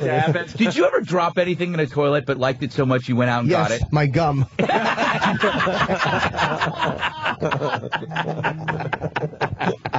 not gonna get better than that. Sam, what do we got? What do we got, Sam? Well, we've seen a couple people enter the factory, so we're just waiting for them to exit. All right, so we're just waiting for them to exit the bathroom. Yep, and I'll try to grab their attention as they exit. All right, See if they'll talk to us. And you're right next to the lobby there. Are they giving you strange looks? Well, yes, I don't know. There's some things going on in the lobby. I guess there may be some kind of celebrities coming. Oh, we have one person exiting. Excuse me, sir. Would you like to go on the air with Opie and Anthony? We're just conducting exit polls. You just came out of the Serious Shit Factory. What'd you do in there? I took a piss. Oh. Would you, are you aware of the brown list? What, in there? Yeah. What, people who take a dump here? Oh, you don't know the brown list? Nah. You might be on the brown list. Really? What's your name? Mike. Okay. Where do you work here? Right now I work on the Catholic channel. Okay, so guys, add Mike from the Catholic channel to the... Will County afternoon. I'm Sam. I work for Opie and Anthony. Nice hair, by the way, Sam. We're just trying to figure out who's on the brown list and if anyone has more TVs than us. So far... We have more TVs than you guys? Yeah. No, we have little black screen TVs, black and white TVs. You guys have freaking hologram machines or whatever. So the Opie and Anthony show destroys the Catholics. Well, why don't you explain why, Sam? I don't know if he knows that. Well, the thing is, we only have 4 people in the studio, but we have 8 TVs because the talent doesn't like to crick their neck at all when they're watching them while they're broadcasting. It's so true. It looks awesome. It looks like a space shuttle on there. Okay, cool. Well, enjoy the brown list. Thank you very much. Yeah, I got to explain to Greg. Greg, we have, no joke, 12 TVs. It's amazing. And everyone else has like tiny little monitors. It's so obnoxious. People are actually really mad. Really mad. Yeah, there are people that are actually pissed off. They're like, why do these guys get 12 TVs? Yeah, we have 8 in here and then another 4 in between the 2 offices. Yeah. Oh, in our set. We're just conducting some exit polls. We're on the air with Opie and Anthony right now. What's your name? No habla inglés. And what do you do here? I'm Bill Pito. I work on Mad Dog Radio. Oh, cool. We're big fans of Mad Dog Radio. Bill Pito? So, you just came out of the Shit Factory. What did you do in there? I aim straight. It's important to aim straight. My aim was perfect. Did you make? You know what was disgusting in there? There was some gum in there in the urinal. Really? Someone did not. That's someone Jimmy's. took the gum out of their mouth and just left it in there. Don't touch that. I'm saving it. That's Jim. That's kind of shaky. It's Jim Norton's gum. He's saving it. Is that right, Jim Norton? It smelled like spearmint. Mm-hmm. Well, but he does like spearmint. So did you just made a number Good 1 then? Good improv skills. Yeah. Great aim. Have you ever made a number 2 in there? I don't do road number 2s, no. How come? I like the home game. Really? What's up and with those road. type of people? They can't shit at work. It's just, no, you can, but I prefer not to. You don't really shit at work either, Ann, huh? No, You know what's if I great have about to, I will. You know what's great about pooping at work is watching people people at work walking down the halls holding a newspaper, advertising that they're going to read in the bathroom. Like people you work with. That's weird. That's weird. The guy walking with a folded New York Post. Well, I do it because I'm prepping for the show. Jesus. It's even worse with an encyclopedia. Yeah. I'm going to ask around before your observations. I go in there with 3 newspapers, all right? Really? Yes. I guess it's weird. I hide it. I roll up whatever I have and I put it in my back pocket because I don't want people to know. I don't want women to know what I'm about to do. Yeah, that's true. Yeah. You don't take a whiz and read. That's a pure shitting thing. Yeah. It is. I read the magazine Underwear Cleaning Monthly. A lot of good stories in there, Jim. A lot of good stories. Hey, a lot of tips. A lot of tips. What celebrities coming in here? Yeah. Sam? I don't know. I just saw some very professional-looking people, and they're waiting for somebody, and the Sirius XM photo backgrounds were out. Hey, can we have We'll find out who they're waiting for. Can we have one of our other guys like go from studio to studio and attempt a celebrity trade? Tell him we got Greg Gutfeld. Oh, that's so wrong. So wrong. And we'll trade Greg Gutfeld for They're going to say whoever who. they got. They're just going to say who, and you're going to get some violent teenage girl who's on to talk about sexting. And you're going to give me up for that. Let's trade Greg Gutfeld You're going to give me up. See what we can get for Greg Gutfeld, Sam. I may have overheard that it may be the band Day 26 from P. Diddy's Making the Band. I tell him. If you trade me for that, I don't know what I'm going to do. You can't trade Gutfeld for that. By the way, it's got to be a porn star or a pope. Or P. Diddy. We'll take P. Diddy. What if it, Gutfeld and a celebrity to be named later? I'm biting my lip. Why? What Oh, happened? is it sore? I've been. Rub it. And you know me, lately I've been more.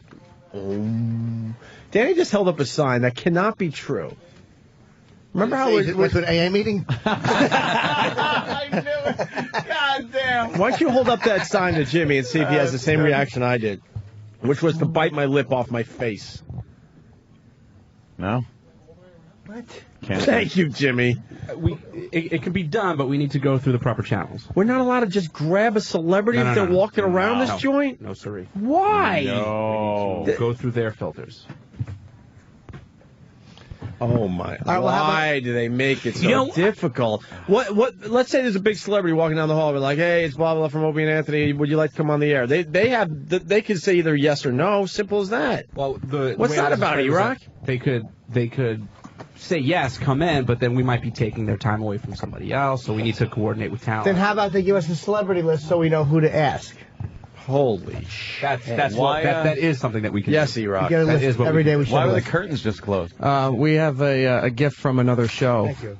If you'd like to talk to them, Why is the curtain closed? Well, it's because they need to be guys. closed. Okay. I'll bring them in. Hang on. Of course Wait, we will. what? Is we gonna get some nudity? Yeah. Maybe. Wow.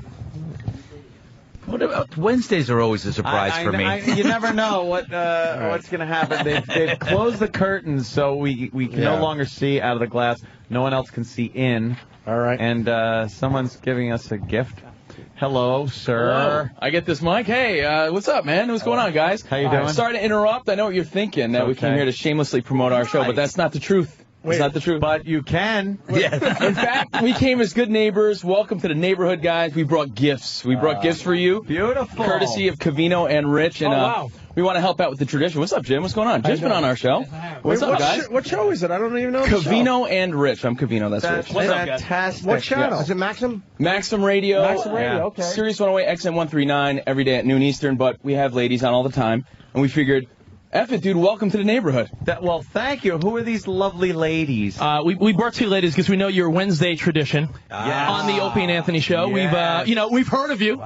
we know you guys, so you guys do a hell of a show. And we even, besides the ladies, we even brought our producer Spot, who's a big lug. Spot, would you like to present Opie and Anthony with their welcome gift from the Cavino and Rich show? Ladies, if you would. Wow, wait. Well, hold on, Spot, if you would as well. Yeah, we're gonna be looking at Spot. Holy shit. Yeah, we got to get them in order. Okay. Wow. Those are lovely bosoms. That is You're looking at the producer, Jim. Not really, really something. Wow. The one girl has C and R on her Jesus. breast. And the other one has O and A. Okay. Very nice. Cavino and Rich, welcome Opie and Anthony. Never happens at Fox News. Thank you so much. That is fantastic. Well, we got to explain the welcome is on Spot's big, huge beer belly, chest or whatever. Spot has the and biggest girls tits of have the all. nice initials from your show and our show with Spot in the middle with the welcome. The girls smell very good, by the way. Yes. Where do these girls come from? From the Doylestown, Chalfont area. Yeah. Wait, but how do you know these yeah, guys? yeah. You guys aren't from the Catholic channel, are you? No, like where do I'm you? a nun. Like, how do you guys know? Like, why are you? Yeah. On their show. Yeah. Are you dancers? Are you actresses? Or We're models. Models. Are they on your show a lot? Yeah, we just have Really? we have random girls on our show all the time. Do they make out and stuff? We figured this was a good excuse to not only welcome you guys to the Sirius studios over here, but also to see their boobs, because we've been. Absolutely. Yeah. That's right. And spots. And spots. Well, of course. Floppy titties. Wow, I don't know where to look. I know. I'll take spots. Amazing. You fight over the chicks. Make it easy. By the way, how do you guys like the new digs? It's better than we thought it would be. Yeah, definitely better than we thought. And you. now, I mean, now hell, now it's really good. I got blown over at OutQ. I heard OutQ was bitching that your curtains don't match Shade 45 curtains. One's maroon and they're a one's little red. upset about that. Yeah. Wow, well, I can't even thank you enough because, man. Yeah, this never happens at the Fox News Channel. Hannity doesn't send women over to me. Stop talking about politics, Greg. No, I'm just complaining. Stop talking about I'm complaining. dogs. I'm doing it on purpose. Whoa, what was that? People are dropping stuff. Well, thank you guys, and again, welcome. Rob. It's a pleasure. It's a pleasure to be here with you. What's up? Yeah, what's up, You guys ever want to swing by the show? We're on noon Eastern every day, right down the hall. So Maximum Radio. Right down the hall, Maximum Radio. Maximum Radio. yeah. Thank you so much, guys. What a great gift. Just leave the girls and you guys get out of You here. figure it's better than some pie and brownies and shit, you know? Yeah. All right. You got little Who'd you panties bring on? in? Or you're panniless? What's that? You got little panties? Well, take your jeans off, I guess. No, I just want to see what color. Maybe they are. Kenny could serve our breakfast food on their hot teen bodies. They smell very good. Yeah. Yes. Can we make omelets on them instead? Jim, that's what girls smell like. That's what they smell like. Aren't hookers. Yeah. It's so weird to see them without a black eye and a large man outside demanding cash. Jim, it's the smell of dreams before they're crushed. Thank you guys. Thank you guys so much. Good seeing you, man. Thank you, man. Thank you, bro. Cavino and Rich. Right What a on. great gesture. Wow, these guys, and they're smart guys, because now our listeners are going to go check out their show later Yes. today. I've done Maximum their show. Radio. They're actually cool guys, man. They do a good show. Starting at noon today. Wow. I am pretty fixated on watching them just yap into each other and getting dressed. Yeah, they are. Fantastic. Lovely girls. Seen them before. Really? Each other, actually. Oh, you do? So Each other? where do they We find did. girls that take off their shirts for radio shows? Is there like a Craigslist? There's just a list that we have to go to? You know what? I don't know. What Just AP Bikini Team. Here's what Greg was saying. How do we book you at a later date? Exactly. Gotta For my talk house to Paul party. over there. Oh, you're their agent. I thought he meant Cavino and Rich's agent. I'm like, why would they bring him in? Oh, okay, good. You get a card? Yeah, actually. Can I have 30 of them? Hey there, Paul. Big boy. Yeah. Big boy. Yeah, he's got that card. Oh, yeah. There's a celebrity list, by the way, of people coming in today. Nobody that impressive. How come Gutfeld's not on the list? We have to submit our people, Well, too. you know. Of course. You know. Wow. So what are you doing over there with the guys? What were you talking about? Just dropping in? Not saying much, hi? yeah. Dropping in. We're gonna do their show in a little bit, so listen to Maxim Radio in a little bit. Yeah. I like Thank you, this. mister. I like this camaraderie. Yeah, not bad. Really Yeah. cool. This is So called good. synergy. Yes. And we got to use SIN. ladies. A little, that's a Schuster pun. Very nice. And we got to use the curtains for the first time. That was cool. Yes. We got the curtains so we could do stuff Day, like that. day two. Look Day at that. two. Day two, naked girls in That the was a studio. great surprise. It sure was. It sure was, Greg. It sure was. It was. It was like Christmas for adults. It's too bad you weren't here earlier when Jimmy and I were measuring our taints. For real. Normally when someone says I have a surprise, they hand me Valtrex. We go from measuring our taints to topless young broads. Yeah. Yeah, see them in 10 years. Yeah, huh? Yeah. It's, wow. That was a nice. That was very. Those were. You know why? Natural. They were very nice, natural looking. Yeah, small on the small side. But at some point, someone's going to tell shapely. them. But you know what's sad? Somebody's going to tell them to change them. They're going to go, no, you're going to need to move up. If you're going to make any money stripping or whatever, you're going to have to move up, and they're going to have to get implants, and that's going to kill those And then they're natural. going to have those tight softballs on their chest. They're Is there hard anything to worse? touch. There's nothing. Well, not seeing them is worse. The bag ripple on the side. Yeah. It's like, stop. Leave your fucking tits alone. Exactly. They Yeah. look great. Exactly. Or just They get look one made wonderful. bigger. Leave one natural. You're always there with the compromise, Jim. Yeah, you know. How about we do a quick quick break. And I gotta pee. Yeah, I gotta pee, and then we'll finish up with Greg Gutfeld. Jimmy's gonna be on the show tonight with Ann Coulter. And How did you search for that, Danny? I'm sorry. I think it's very easy. People. What word did you put in not to so get? complex. It's Because it's a perfect example of an implant bag ripple on the side of a tit. What'd you put? Implant bag ripple? See, you're overthinking this. Breast ripple. Breast ripple. Damn, it sounds like an ice cream flavor. You see a wino drinking it. But tonight, it's on Red Eyes. Tonight's on midnight on the West Coast, 3 a.m. here on the East Coast. Yeah. T-Bow that motherfucker. Yeah. God, those girls. I had a great time on the show. Yeah, you have to come back. That was a lot of fun. I believe I am booked You're for next Thursday. I don't do TV. You don't? You don't like it? It's my new thing. Yeah, that's good.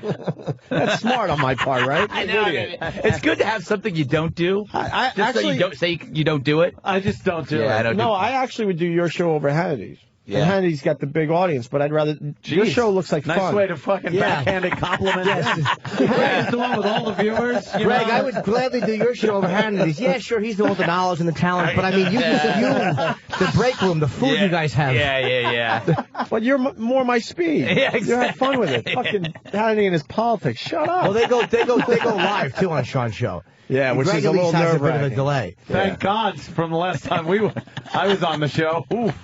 I can't. Oh yeah, we won't talk about that. No. There was a couple edits made in post. Let's just say it's good that we're not talking about those edits. All right. Ant did great on Hannity last night, but I would rather do fun. like Red Eye.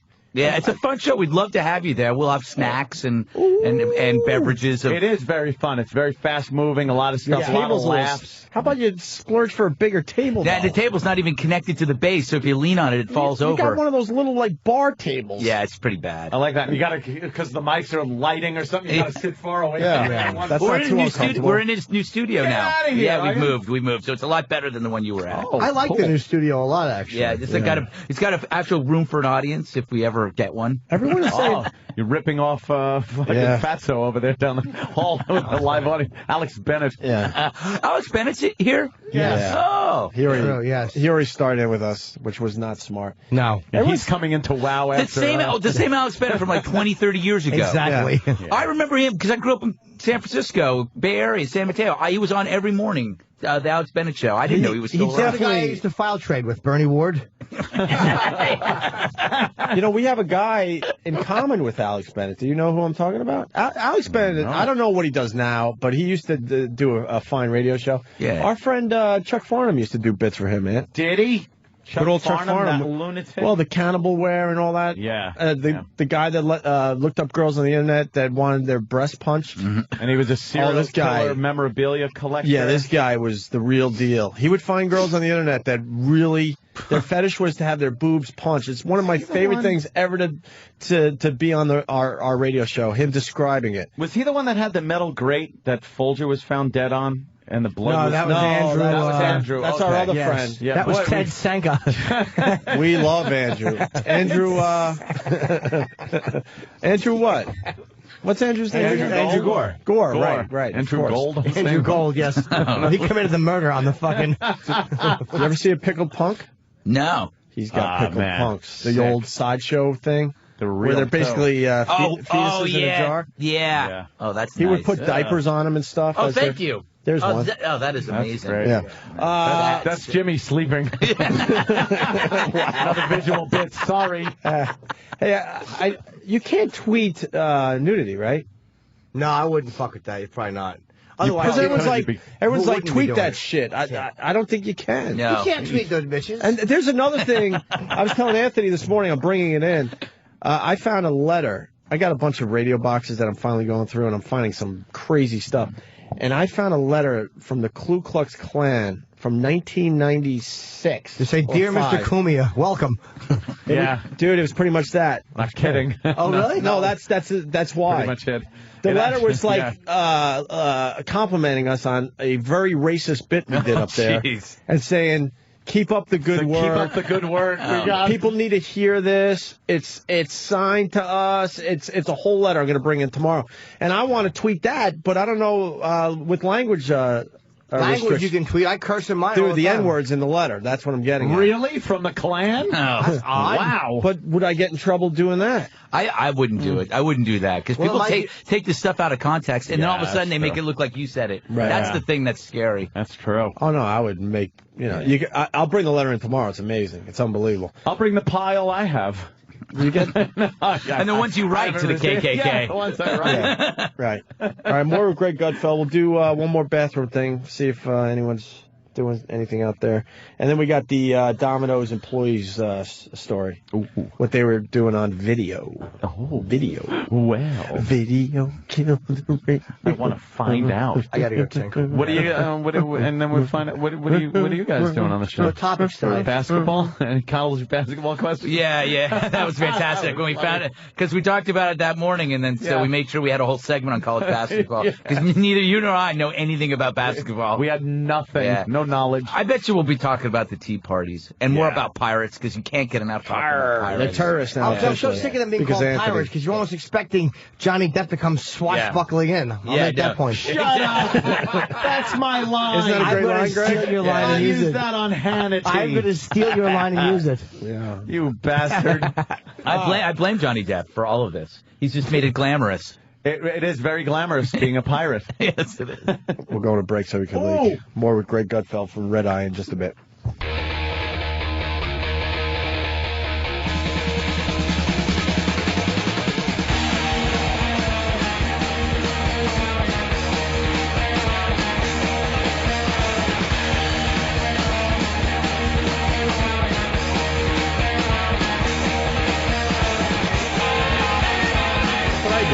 There you go. I'm going to be on. How many times have I watched Red Eye from the studio? You were there. We were there once. A few times. Yeah, I went with Jimmy a few times, and I would just sit in the back with the black cameraman who's a huge fan of Jimmy's, our show, your show, and just gets jokes. Yeah. And I'm like, be quiet. They're going to fire you. You can't be the cameraman laughing so hard. That was Matt. Matt, he's a cool dude. Yeah. Man. I probably shouldn't describe him as the black camera guy. But I didn't know his name. Yeah. Why can't he just be the camera guy? You're right. Or the camera guy. You're right. I'm going to lose my teeth next time I go there now. You can't see how tall somebody is because they're sitting behind a camera. By the way, I got a great visual gag for tonight. Oh, Greg, my coffee, where is it? It always works. And there's 2 pretzel rods in his cup. That's ridiculous. It's so obviously not coffee. Why would I mistake it as such? You'd have to explain it. You have a weird disorder. Yes. That mistakes pretzels for coffee. Absolutely. Yes. That's right. And transvestites for women. Yes. That's not a disorder. No, it's not. Certainly it's not. It's an expensive hobby. We got a great Domino's story. Some employees made a nice video. Should I give away the video, Danny? They won't ruin the bid, right? They make a farting and sneezing on pizza video. Oh, my No fucking They're way. working for Domino's. You kidding me? Nope. This increasingly disgusting clip gone totally viral. What? This increasingly disgusting clip. I love the way it starts. Yeah, he's just describing it as the video plays. I haven't seen this video. This is going to be our A-block story tonight. It has to be. Don't steal our fucking bits. What's going to be 5 hours from now? Don't fucking get Kenny. It's into the Get cosmos. Kenny and break this fucking guy's arm. You can take it. It's a viral story. I know. Isn't that great? I'll stay with YouTube, I swear. What bit are you going to give us? I'll think of something. We trade bits here. Yeah. I'll come up with something. This increasingly disgusting clip gone totally viral shows 2 apparent Domino's Pizza employees making your fast food nightmares come true. See that? He just put a booger on those sandwiches. They then laugh and joke about the time he sneezed into somebody's food. Do it again. Michael's special Italian sandwich. Think you've seen it all? Keep watching, because what's about to happen with this salami is totally tacky. He holds it behind his backside and appears to, well, you can just imagine. We all have our secret ingredients. Yeah. See? Now he just farted on the salami that goes on these sandwiches. You know what? Holy shit. Look, Domino's is going to have a problem. Wow, yeah, that's... I got to take the other side. I think this is hilarious. How can you say... Hilarious. Now, if you think and you go back, how And I long? eat out a lot. That's what I'm saying. This has been happening to your food for years. I understand, but I have to take the other side. I think this is hilarious. This guy probably makes $4.50 an hour and said, you know what, fuck you and your pizza. This is what I'm going to do now. But he's taking it out on the customer. He should be, if he doesn't want to, I mean, it's not my fault. How can you not find the humor in what we're looking at? What is it? Putting an onion up his nose. It's a piece of an onion up his nose, and then he puts it on the sandwich. Now, you know what? I just think of all those people that when I was drunk and I would go to Jack in the Box and demand stuff. It's called Jack in the Box. But then know what they did to it.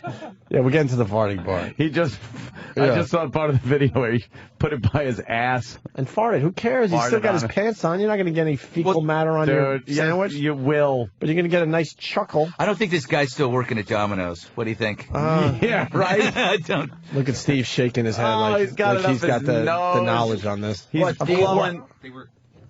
What? Yes. They were fired. Yeah, of course they were. They were terminated for cause. Here's part 2. We get more of the video. Hear Domino's statement. And this guy preserves the news' integrity by plugging the video on their website. Here's take 2 of the cheese up the nose. And be thankful you didn't order this takeout. It comes with a side of nasty.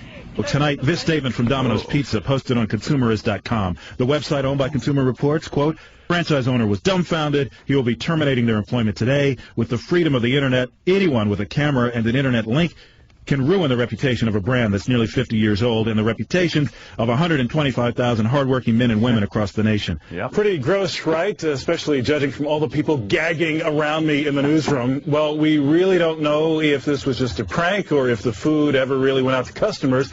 But if you want to watch it again, guess what? You can. Right at our website. Of course. If you want to watch it again and again and again. And again and again. You know what? How many hits does that have? He's got a point, though. You can just ruin a company like that with one little thing, and But they're saying like they fired the employees, like the employees were going to be surprised they were getting fired. Yeah. I think they planned this ahead, going, you know what? I got an idea for a viral video. I hate my job. I'm gonna move on anyway, so I might as well go out in style. Yeah. And that's what you're gonna see a lot of these kids doing. Yeah, that's scary. You know, they've taken their baths in the sinks. Yeah, I should have learned to cook. I can't cook anything. Like at home when you're I love Domino's. I absolutely love Domino's, especially a thin crust pizza. Domino's rules. With the thin crust with like bacon in. They have bacon, I'm pretty sure. It's pretty awesome. And I think it's low fat too. The yellow bacon. The yellow hot peppers on the pizza. You ever get the apologizes. Really? Jamie Foxx has officially apologized. It's just said Fox apologizes for blah, blah, blah. Yeah, he probably just is like, why would I deal with the headache? I'm an Oscar-winning actor. It's not worth it. He'll say he's sorry and it will go away. Well, he's got the big movie coming out, too, about that musician in L.A. Maybe there was an outrage. The homeless musician, right? Yeah. Well, the weird thing is... God, that looks like a real pain. To watch that movie. Oh, God. That's just like just a manufactured tearjerker. I'd shoot myself in the face before. What's it called? The fluter? Yeah, it looks ridiculous. That's that woman you met the other night. Soloist. It's the guy, he's playing a goddamn cello. Dude, this fucking's a rip-off of a fucking screenplay I wrote called The Roloist about a guy who loved those little candies. What a dick. Fuck, I'm hungry now, man. I want to order a Domino's shit and cum special. I can't do that one on Red Eye. I think we've done everything we need to do. Oh, you want to check in with Sam? Sam, you still there? Yes, I am. Outside the shit factory? Yeah, I've been standing outside the shit factory for a while now. There's a couple people who went in and haven't come out. All right. I think the bowling bit was successful today. The shit factory bit, not so much, huh? Well, the shit factory bit still has lots of potential, and the bowling thing was a runaway success. Yeah, we got a strike in the end. Samuel, do you think that what's it called? The shit what? Shit factory? Yeah. The shit factory bit has legs? I think so. I think it's got a world of potential. Well, gotta go with Sam. He knows. He sure does. That kid knows radio. Yeah. Yeah. And they're still not coming out. There, I see the door, the restroom door. There's someone. All right. Excuse me, sir. Would you like to go live on the air with Opie and Anthony? Yeah, I don't mind. Cool. What's your name? My name is John. John, we're just doing some exit interviews from the Shit Factory. So what's the haps? Well, right now I'm just intern at the Howard Stern Show, so I'm just hanging out here. Everybody's on vacation, so. Oh, man. So What's the vibe in that camp as far as us coming over here, Sam? So as far as the Opie and Anthony show coming to Sirius, what's been the vibe over at the Howard camp? Actually, everybody's excited because you see all the construction going on for the studio, so everybody's waiting to see what the outcome looks like. Well, how many TVs you got over there? Here.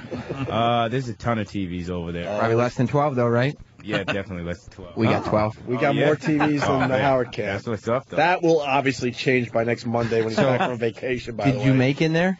You'll see a shipment of TVs coming through. No, I wish I did. I'm an intern. They don't let you do too much in there. No, I mean, did you make in the bathroom? Oh, no. No shitting going on. Save that for later. I got to wait till after lunch. I'll probably go to McDonald's or Burger King. There you go. What's your typical BM look like? My typical BM? Bowel movement. Typical BM, it's nice and smooth, you know what I mean? Don't really have too many problems. It's usually easy. All right, cool. Well, I hope you have a long and prosperous career in radio. All right, thank you. Good job, Sam. Hey, I'm not a fan of this, like the smooth together poopies. What? I like the ones that it's a bit of a struggle to come out, but the cleanup is a lot easier. I don't know. What are you? I like it when it looks like a cannonball has been fired through an Oompa Loompa. Are you a fan of the ones that just slide out, but then the cleanup takes forever? Ugh. Or a little struggle and then not much cleanup. How much crap talk has there been on this Not show enough today? as far as I'm concerned. I like Well, one. we all knew Greg was coming in. What are we supposed to talk about with this guy? I like one that when I shit, like you've had to go so bad, it's actually a weird feeling, like where you'll be sitting there and your feet will actually slightly lift off the floor, like your back arches and your feet lift, and you're like, The Labrador Retriever? and then it's it's pure ecstasy. Greg, do you enjoy shit pictures? You know, I did a whole feature when I was editor of Maxim, just all about people's shit stories. The people that almost didn't make it home, right? Or they just, they thought they were going to break one and they didn't. They were on a date, and I tell you, people say it's disgusting. But it was the most read feature. People can't get enough because everybody has a shit. Yeah. Everybody has a shit story. No, they all have something that happened to them or happened to a friend that was with them when they're driving and they're disgusting. It's because you do it so much in your life that there's bound to be mishaps. How can you not? Humorous anecdotes. It was a very funny moment. I forget what Philip Seymour Hoffman movie was, but it's the first time I heard the term "sharded." He was at a party with somebody, and he's like, "We gotta go." Yeah. And they're like, "Why?" He's like, "It's sharded." I think that was Boogie Nights. Was that, no. It was not Boogie Nights. I sharded. We gotta go now. He sharded. That is an uncomfortable. Come on, I can't even look at this. That was altered. That was shaped. Yeah. Somebody shaped it into a pretzel. I will say, I dropped a deuce. He takes pictures of it that on his fucking iPhone. Larry Guinness should come and fucking take a picture of. Oh, I can't look. It's gross. It's not gross. It's silly. Don't look over there then. I fucking deleted my latest shit picture, and I wanted to share it with Greg. Oh, what a shame. Fucking pissed. Did you read about this? This is a big thing among athletes. A lot of professional athletes do this and send it back and forth to each other. Holy. Jim, that's just not natural. Jimmy, that is so long. Jim. And some of it's hidden behind the bowl. It's long and long. See how it's popping? See how Doggy gets this popping out of the water? Ah, my goodness. Looks like a corn snake. Yeah. I want to have this put on a shirt. Before the woman's face is gone on Maury. She's got the plastic snap-on nose and part of her face. Why'd she throw her face out? No, I think something happened. Why she look I don't so know angry? what is. I don't know what is worse. What you just showed me on that phone. That's a good picture. It's labeled, "If I don't obey, That's what I just my said. husband will hurt me." Great. Oh, he probably shot I her. guess he shot her in the face. Wow. Hey, we got a rolling update from E-Rock. This was a rumor that was going around, and now I'm finding out that it's absolutely true. Roland? Remember our pal Roland? Oh! That was after he shot her. Wow. Right in the middle of the face, taking out the nose. Roland's going to be on our show Friday because he's going to say goodbye to us. He's killing himself.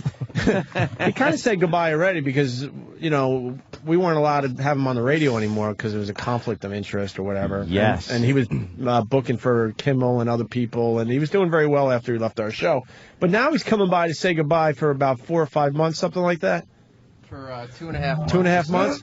Tell everybody. Sweden. Sweden. He's going to Sweden. That's fine. It doesn't matter. Tell everyone what Roland's up to. This is amazing, actually. Him and his brother are going to Sweden to work on a late-night talk show out there.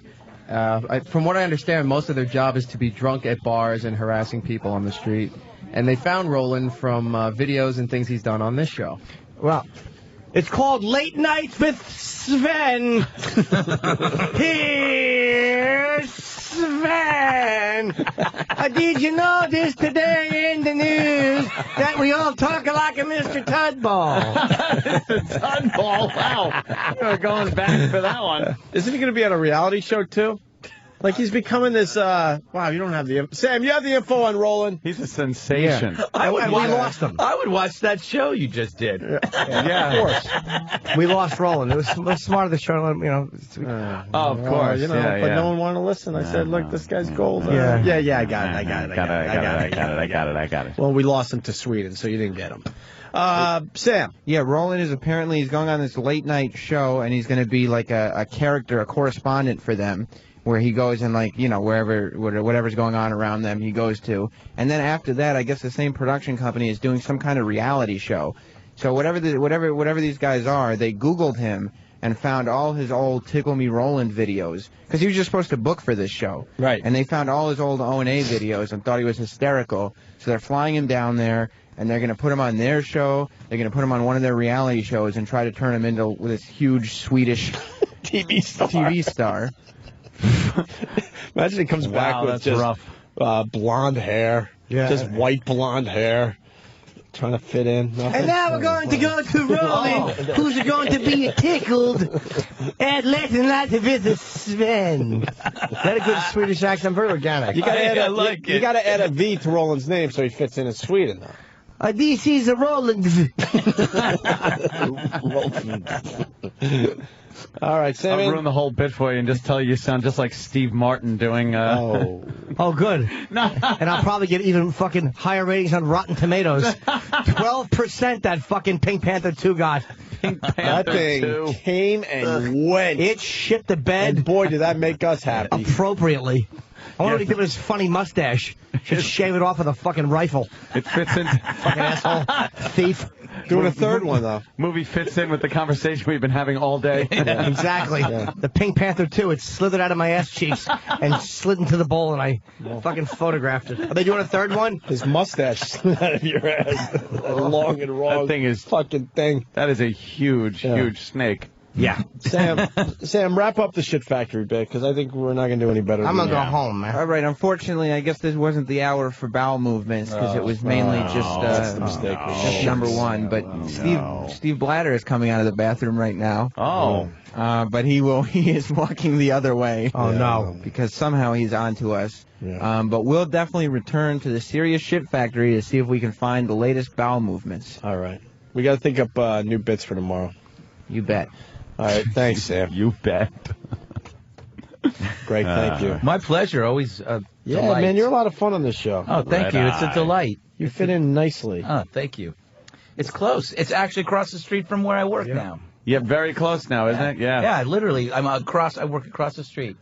We can have lunch together. Sure can. I'm tired of that motherfucker, man. I'm going to go home and sleep. I got a nap or something. I'll hop on that one train and fucking go home. So what do we got? We got Norton on Red Eye. Yes, we do. And you're not going to be Ann anymore? Coulter. I'm on Red Eye next Thursday. Yeah, so you have to come on. It would only seem I'm already booked. Very excited. Yeah. I can't come in tomorrow. Every Saturday.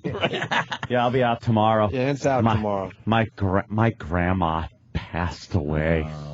I haven't seen her in years, though. So, they kind of tucked her away in a home somewhere. Yeah. And from there, she just kind of, went right down the old tubes, as they say. Poor Danny had to tell me.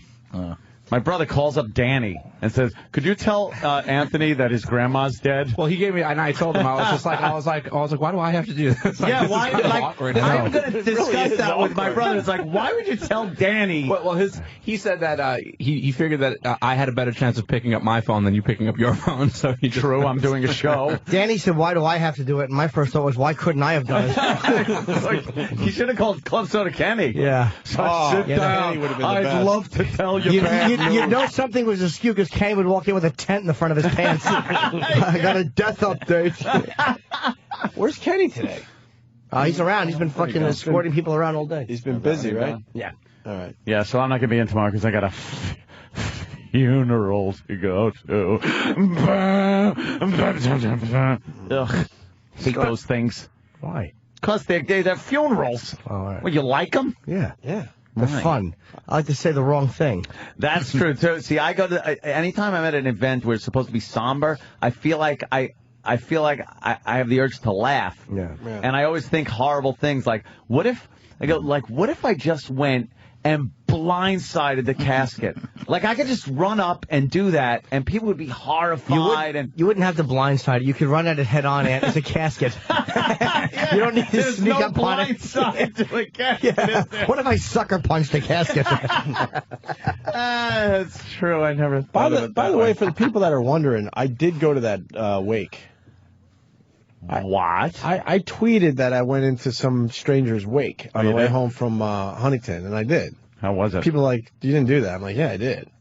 I drove by this funeral home, and it was a full parking lot, and I made a U-turn, and I went inside.